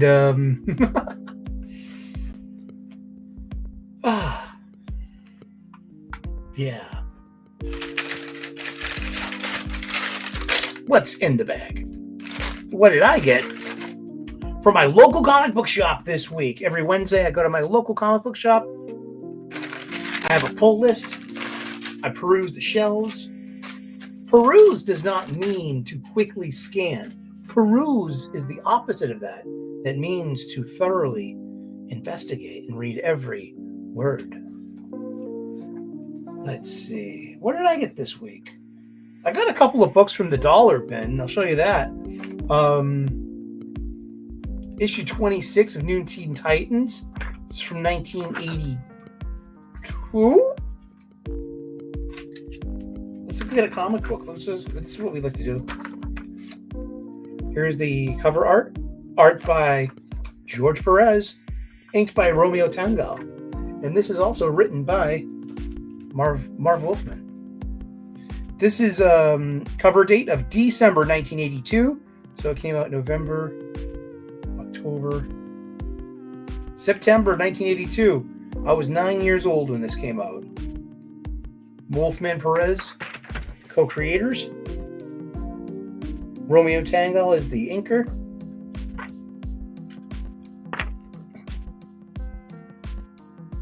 Ben Oda is the letterer. Adrienne Roy is the colorist. And Len Wein is the editor. And we open up. Nice big page. I love this era of comic books. Great read. Two friends hanging out. It's a black guy and a white guy. No one gives a shit. I love that original Wally West Kid Flash look. What do we got here? Out of this world, superhero stickers and watches. Digital watch. Get your own Pan Ocean AM FM stereo receiver for only $19.95. Plus the wrappers or boxes from 5 of your Milk Duds, Clark Bars, or Zagnuts. And it's a little Walkman. Well, they couldn't call it a Walkman. Remember, Walkman is a registered trademark name of Sony. And so it was going to give you a Pan Ocean. And it's just no tape recorder in there. And $20. And some wrappers. Did you have one of these? Mine was shaped like a tire, not like a helmet. And that's where I kept, it was the case for my Matchbox cards. We were just talking about Matchbox cards. Yeah, EVS's Matchbox card. We put Cyberfrog on Cody Dennison's NASCAR. And for that, we've been rewarded a Matchbox toy. But I agreed to that. But so far after the fact that he makes that dumb Holocaust pun and puts it on the packaging of that I'm like, no, I don't want that in my house. So I'm like, and they were cool with it. I'm like, no, just like, no, keep the money. They're like, we can refund you. I'm like, no, the money was spent for a reason. The money was spent to put that wrap on a NASCAR. We had Cyberfrog on a NASCAR. And it's like, I think it came in second place for like best NASCAR wrap on a stock car in 2024. And it's just like, because it looked so damn good. And that's just so much fun that like independent comics got an independent comic book character, superhero character on a NASCAR. It looks so fucking cool, man. It was really cool. And it was good to be part of that. and that we funded that. You know, this is from the grassroots level, digitally.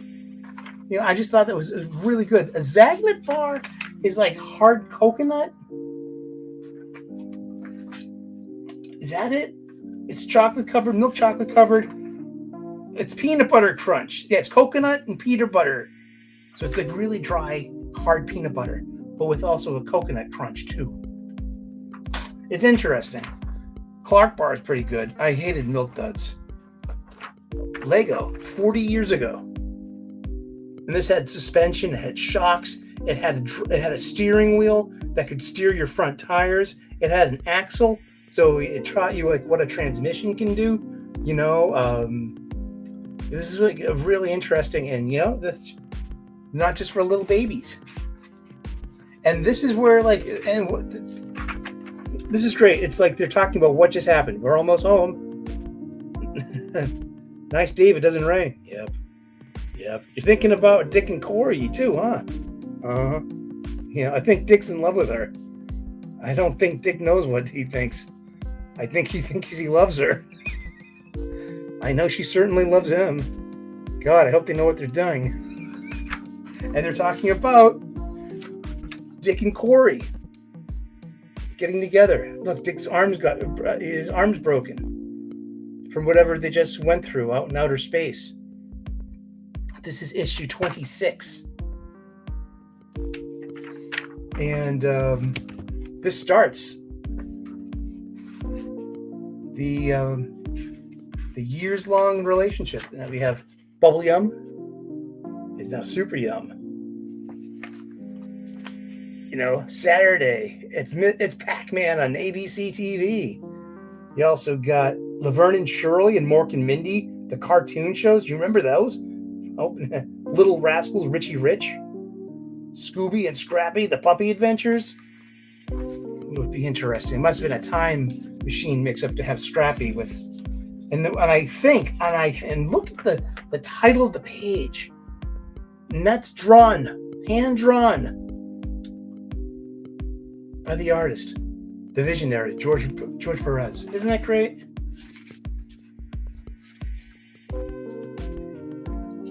And I believe this might be the first appearance of Tara. Dwayne Muth is pretty, and of course, the first appearance there to balance Dick and Corey's love story that's blossoming. We have Garfield here meeting. I think that's Tara. I'm not sure. She's never referred to by name. But sure as shit, that's not her iconic color combination and her using earth powers. I didn't read it too well. But look at here. More cartoons. Saturday morning cartoons. Pandemonium. This is 1982. Meatballs and spaghetti. Are you ready? Are you ready for meatballs? Spaghetti. You know, then there's Gilligan's Planet. You know, Looney Tunes and Bugs Bunny and Roadrunner. That's CBS. That was Saturday mornings. But yeah. And remember how deeply Gar fell in love with Tara. But we have runaways on the streets and they're being used. You know what I mean? And here's Raven, and she's empathic. Oh, you're in so much pain, you runaways. Sergeant Rock had some action figures back then and play sets. I think it was to compete with G.I. Joe, to be honest with you. Oh, no, and at the end of it, you know, whoa, no, Teen Titans.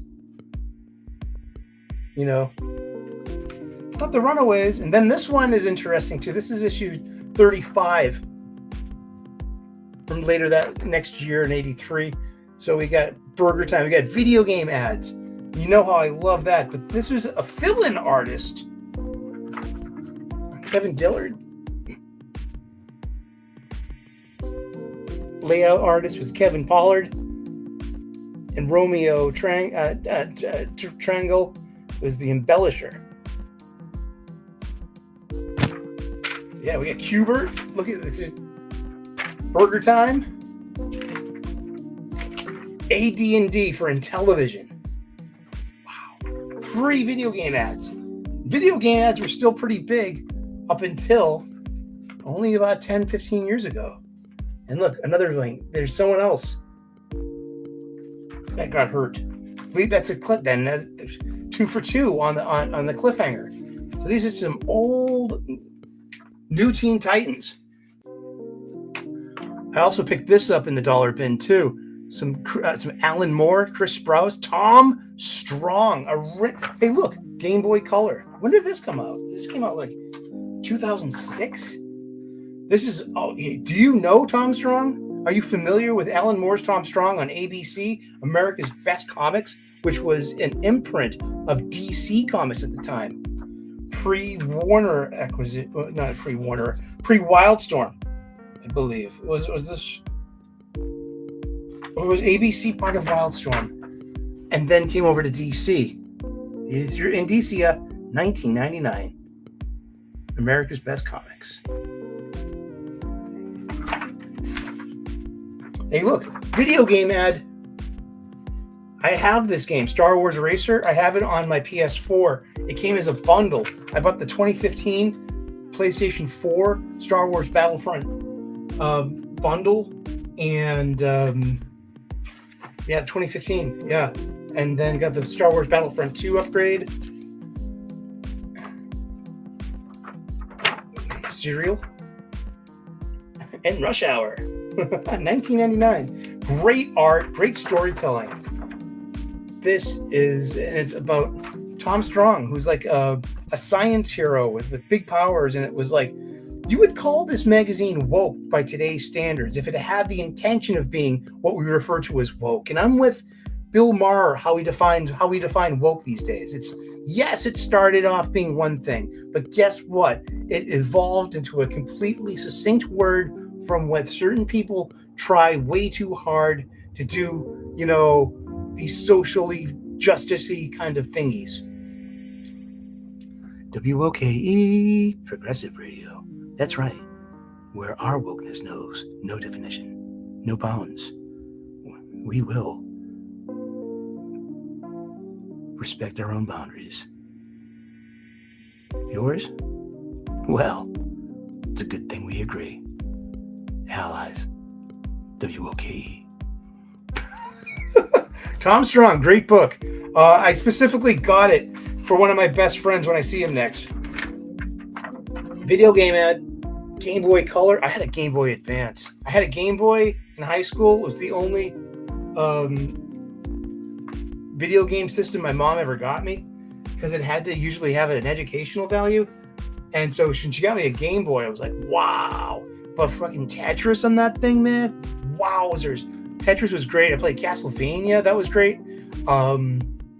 And I also, what else did I get? I must have had a bunch of other games.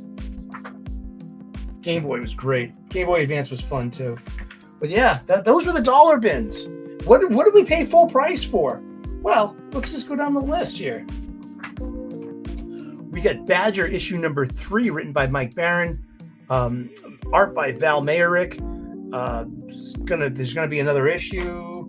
I don't know how long this is gonna run, but there's usually one copy of this at my local comic book shop, and I'll pick it up because I'm a Mike Barron fan, and I want to support indie comics. And this Badger is an old 80s property, and it's had a second life. And they're it's Mike Barron. He wrote The Flash. He wrote The Punisher. He's from the 80s. He's 75 years old. He's written a lot of great 80s stuff and 90s stuff.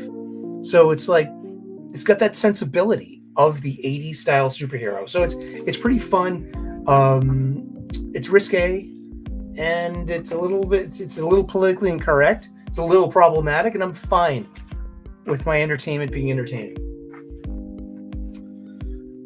Issue number 24 of Superman, written by Joshua Williamson, and art by Eddie Barrows. And it's okay. It's I've got every issue. It's on my pull list, so it's obligatory at this point, which I don't think is a compliment because I'm not engaged with the story. The art is usually pretty good. Recently, we've had Dan Mora as being his battery partner, and we got Eddie Barrows for this issue. So, I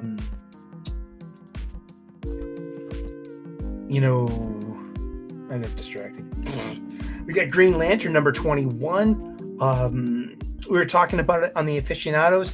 Too many people in this book.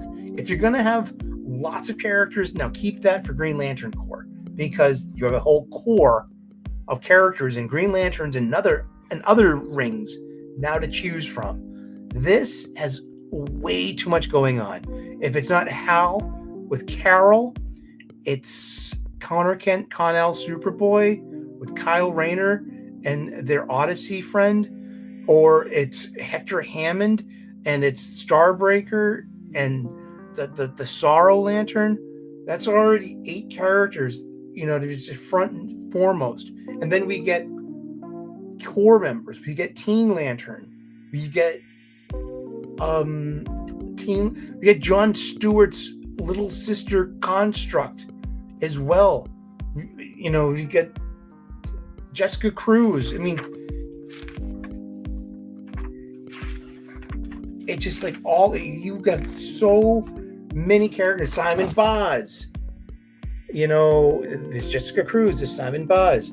There's Teen Lantern. There's John Stewart's Imagine a Dead Sister as a Construct. There are some Guardians that just came back.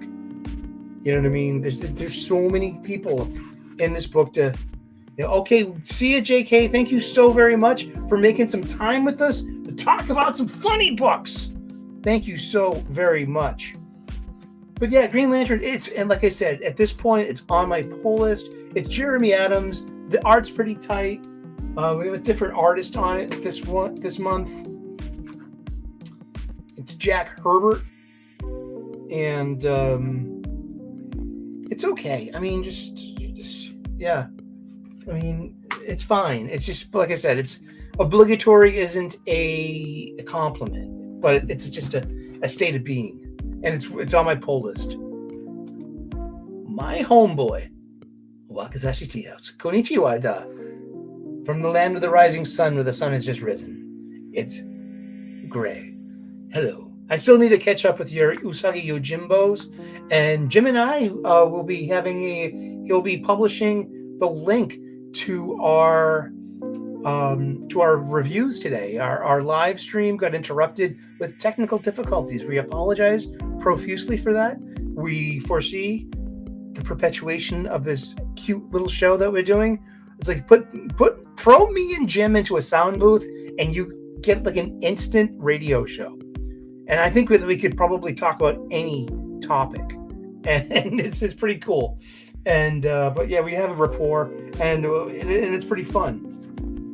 One book that I got, this is an indie. It's called Who Are the Power Pals? Issue number 1, $4.99 on Dark Horse Comics, written by Dwayne Murray with art by Ahmed Rafat. I honestly thought that Michael Avon Emming did the cover for this. He didn't. It's just the art of Ahmad Rafat, and this that evokes Michael Avon Emming. And this story itself evokes Powers. Powers was was Image, then it was Icon, then it went back to Image. It was Brian Michael Bendis, Michael Avon Emming. It was an indie darling 20 years ago. It even got made into a failed one-season TV show for the fledgling PlayStation Network. Yeah, I'm surprised season 2 never picked up anywhere else. But it's about superhero stories, and it's set in its own place, and it's about police detectives that have to investigate Powers crimes. And supposedly, the police detectives are normies, are normal humans. And but one of them has a secret, and the other one, the partner, gains her own over time. Secrets and Powers. But we're talking That's Powers by Bendis and Hemming. This is the great grandson of Powers. It takes the same kind of formula. One thing that Powers did was there was this old music television network called VH1, Video Hits 1. And such as with music television, MTV, and its sister channel VH1, they developed independent programming. And one of VH1's best shows was Behind the Scenes. And today on Behind the Scenes with Fleetwood Mac, Behind the Scenes with Kiss, Behind the Scenes with the Allman Brothers. So you would take these superhero teams and apply them like you would a rock and roll band of the 60s and 70s. And then came the drug use, and then came the groupies, and then came the inevitable breakup. And this one has regrets, and this one still won't talk to the others. This one is dead. Powers was a really good book. I never finished it. It did finish, and I mean, I need to get on that. I need to finish Powers, because Powers, I kind of phased off of Powers when it went Powers FBI, and then there was 2 more volumes after that, because Power Crimes went federal. Before that, it was, and you didn't get this reveal until like season 3 that it was the city of Chicago that they were patrolling, and all these Powers crimes were happening. But this is Who Are the Power Pals? And so it starts off with this interesting first page. It's got 18 panels. Those are 9 story beats for our 2 main characters. So it's giving us this info dump, like right away. This is the opening page of our story. And they're having an interview. And they're both like, hey, man, I was in the Power Pals. So and it reminded me with these 3 panels of the daily newspaper strips, which were all, for the most part, were 3 panels. And it made me realize that, wow, every one of those newspaper strips, in a way, was its own encapsulated 3-act story in a very compressed way. And I'm like, so I really got into this opening page, the story beats, you know what I mean? And like, there's like, it's there, good timing, good pacing. And then you open up into a bigger page with this producer going like, well, that was something. Just one question. Who the fuck are what the fuck is a Power Pal? And then it gets into the behind the scenes with this one-hit wonder of a failed superhero show from 20 years ago with this oddball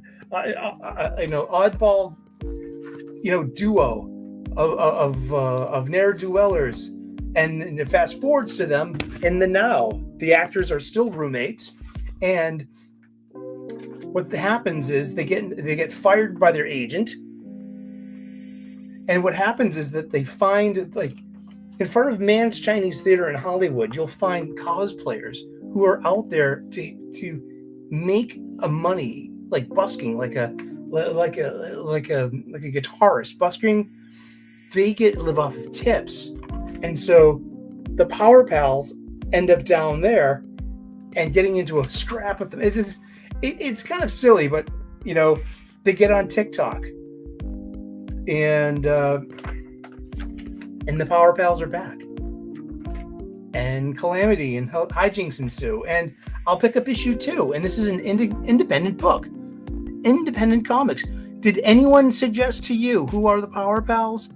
Well, I'm suggesting this book. It was $4.99, issue 1. It will probably go 3 to 6 issues. I'm not sure, but it was fine. And give a comic book a chance. And here's their logo. It's silly and it's fun. Let's see. What else did I read this week? We got Ultimate Spider-Man 15, and it's all about meeting Ultimate Sandman and then getting over our problems. But it's more of, I think it's Peter apprenticing his son before he inevitably has his Uncle Ben moment. And but it's kind of a dull story beat.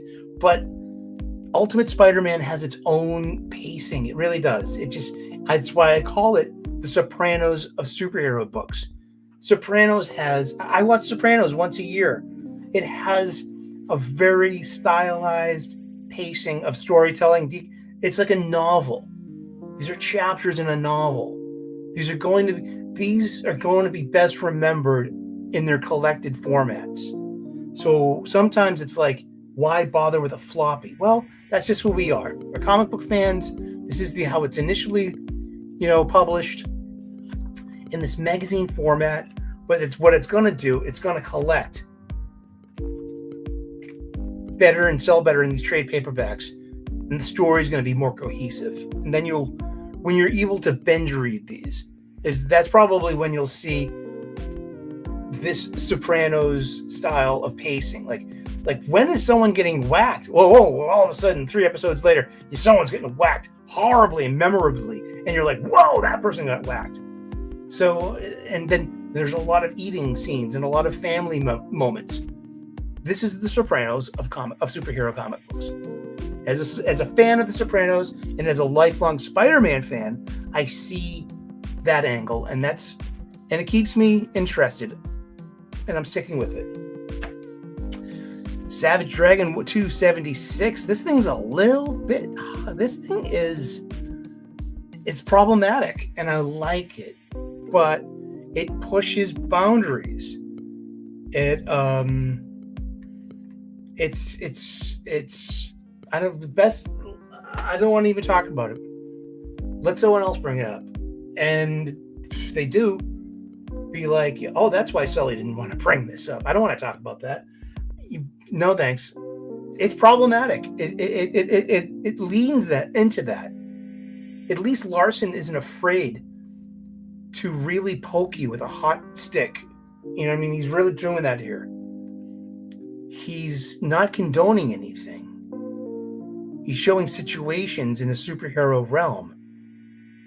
And we're showing power sets, developing in other characters.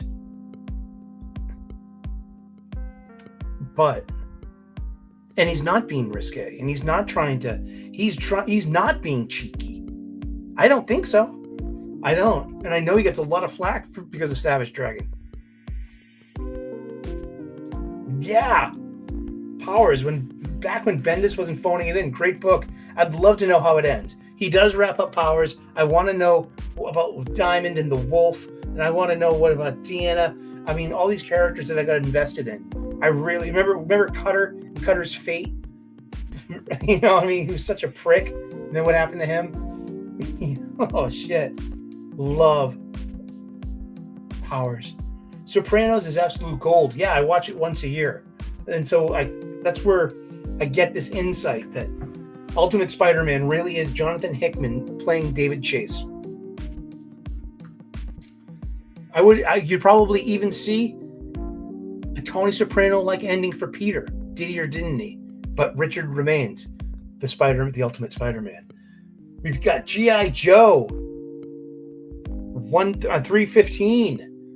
It's one of these in between the arcs moments and Larry Hama's writing.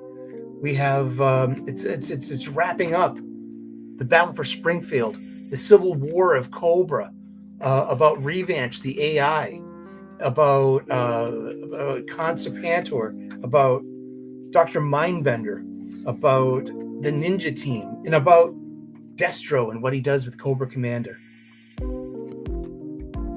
And what happens with Baroness. And it's pretty darn good. So oh shit, I didn't even notice that. What the fuck? Oh, this was in my pull list. You gotta be more, you know what I mean? You gotta be, shit. That could have happened on the way home. I don't know. Man, I hope that's, fuck. And Incredible Hulk 23, art by Nick Klein. Story by Philip Kennedy Johnson. This is The Skin of Charlie Tidwell, Part 2. And it's a pretty basic story about power stealing. But look at this art. Oh my gosh. Look at that hand-drawn onomatopoeia. Those sound effects. The artist cared so much about it. He drew it in there and made it this visceral part of it, of the sound. I mean, look, this is a Hulk magazine. Look at that. I just love it. It's wet. It's loud. Oh, man. This is such a good book. The art in this is wonderful. But then, oh, look at this page. Look at this. Oh, wow. This is a reverse transformation. Hulk is so mad at Charlie because she's been talking to Banner. And so, you want Banner? I'll give you Banner.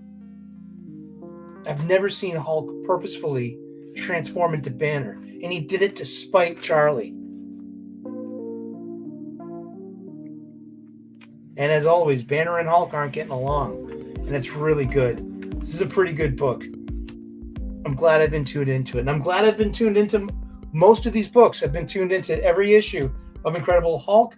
I've been tuned into every issue of Joshua Williamson's Superman. I've been tuned into every issue of Jeremy Adams' Green Lantern. And I am same thing with Jonathan Hickman's Ultimate Spider-Man and with this current volume of G.I. Joe, A Real American Hero. Every issue so far. I've recently, after all these years, been turned on to Savage Dragon. It's my sense of humor. I can handle a book like Savage Dragon, and I welcome it. I welcome it being problematic. I mean, I can see why and where and how Eric Larson is going places. 2 places.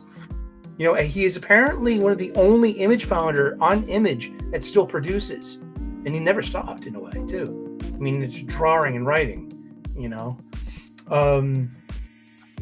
But he does it again here, too. And he plays with it.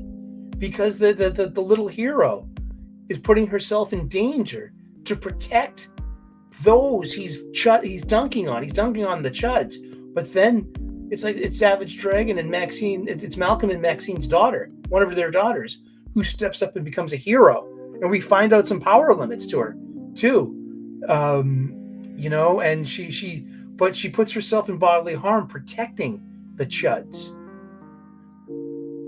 And she even says, like, you know, like, I don't care what they're saying, and who, you know, like, you know, no one deserves to be kind of beaten up. You're not going to, you know, against this big powered bad. I don't know. I just started reading. Seriously. I had a look. I actually asked Grok, what is wrong with Maxine Dragon? And Grok thought it was a clever question. He was like, that's an interesting way to phrase what is wrong with Maxine Dragon.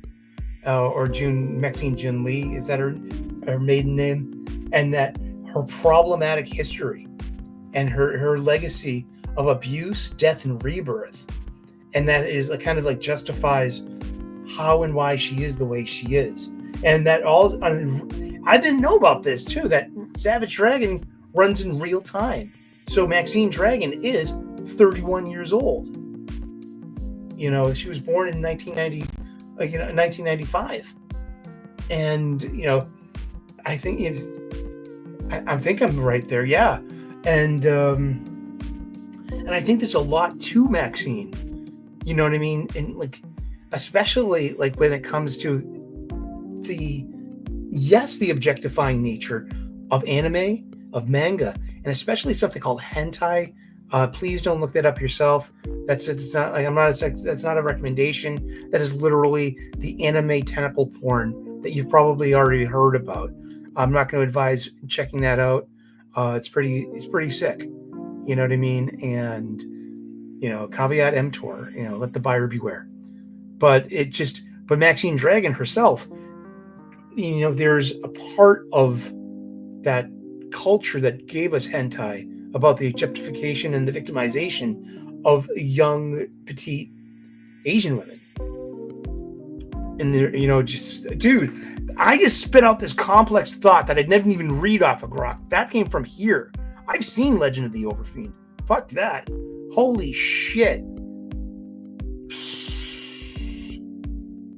I know what I'm talking about. So I see this in Maxine Dragon. And also just an interesting character. She's got many onion. She's like an onion, very like she's sweet and maybe stinky and make your eyes water, but she's got a lot of layers. I don't know. Does that sound right? And but she is, Dwayne. Yeah, Maxine is a sex cook, and she's a kook. Does that come from near-death experiences and wanting to live life till its fullest, to be, physically satisfied, or is there, like real psychological malady of nymphomania? It is not a sex joke. It is an awful condition for anyone to have. For just they will ultimately they can't be gratified physically, and it's not it's nothing to be coveted, that condition. Listen to us go on and on, going over for 2 hours. Thank you everyone for showing up today. Yeah, so sorry, Joanne Starer. I'm sorry I'm your enemy. And I had some decent things to say about your fartacular, about Harley Quinn. And I'm really interested in wow, where were the variant covers? Because those are your cover girls. That it, you try. Oh well. Thank you everyone for tuning in. Think about subscribing. If you haven't subscribed already, you can leave a comment in the comment section. Keep this comic book shop style conversation going. We've been doing this for years now, and we just keep on coming back for more because, hey, we love this. This is what we do. We love comic books, and I do too. Remember, the only way we're going to save comic books is if we go out and buy them, get our bags, get our boards, get our boxes, get our new releases, and get our dollar bin stuff and some back issues. Get them all at your local comic book shop, your LCS. Spend your money there. They are local mom and pop brick and mortar shops. They are the American dream. Capitalism, small businesses. Keep them alive. We need each other. We have a symbiotic relationship with our local comic book shops, with our comic stores, our funny book bodegas. Come and get it. Get a pull list. Be part of it. Foster a community. Talk to people. If you have trouble talking to people, maybe this is a safe space to talk, to start. Be like, hey, what's in your stack? Oh, I got this. I start off many of a good conversation in the cash register line. Just being like, hey, what you got? Oh, I think this was good. And that's how it starts. Well, thank you so very much. God bless. Namaste. Good luck. And we will see you in those funny pages. All right. Ciao. Bye-bye. Thank you.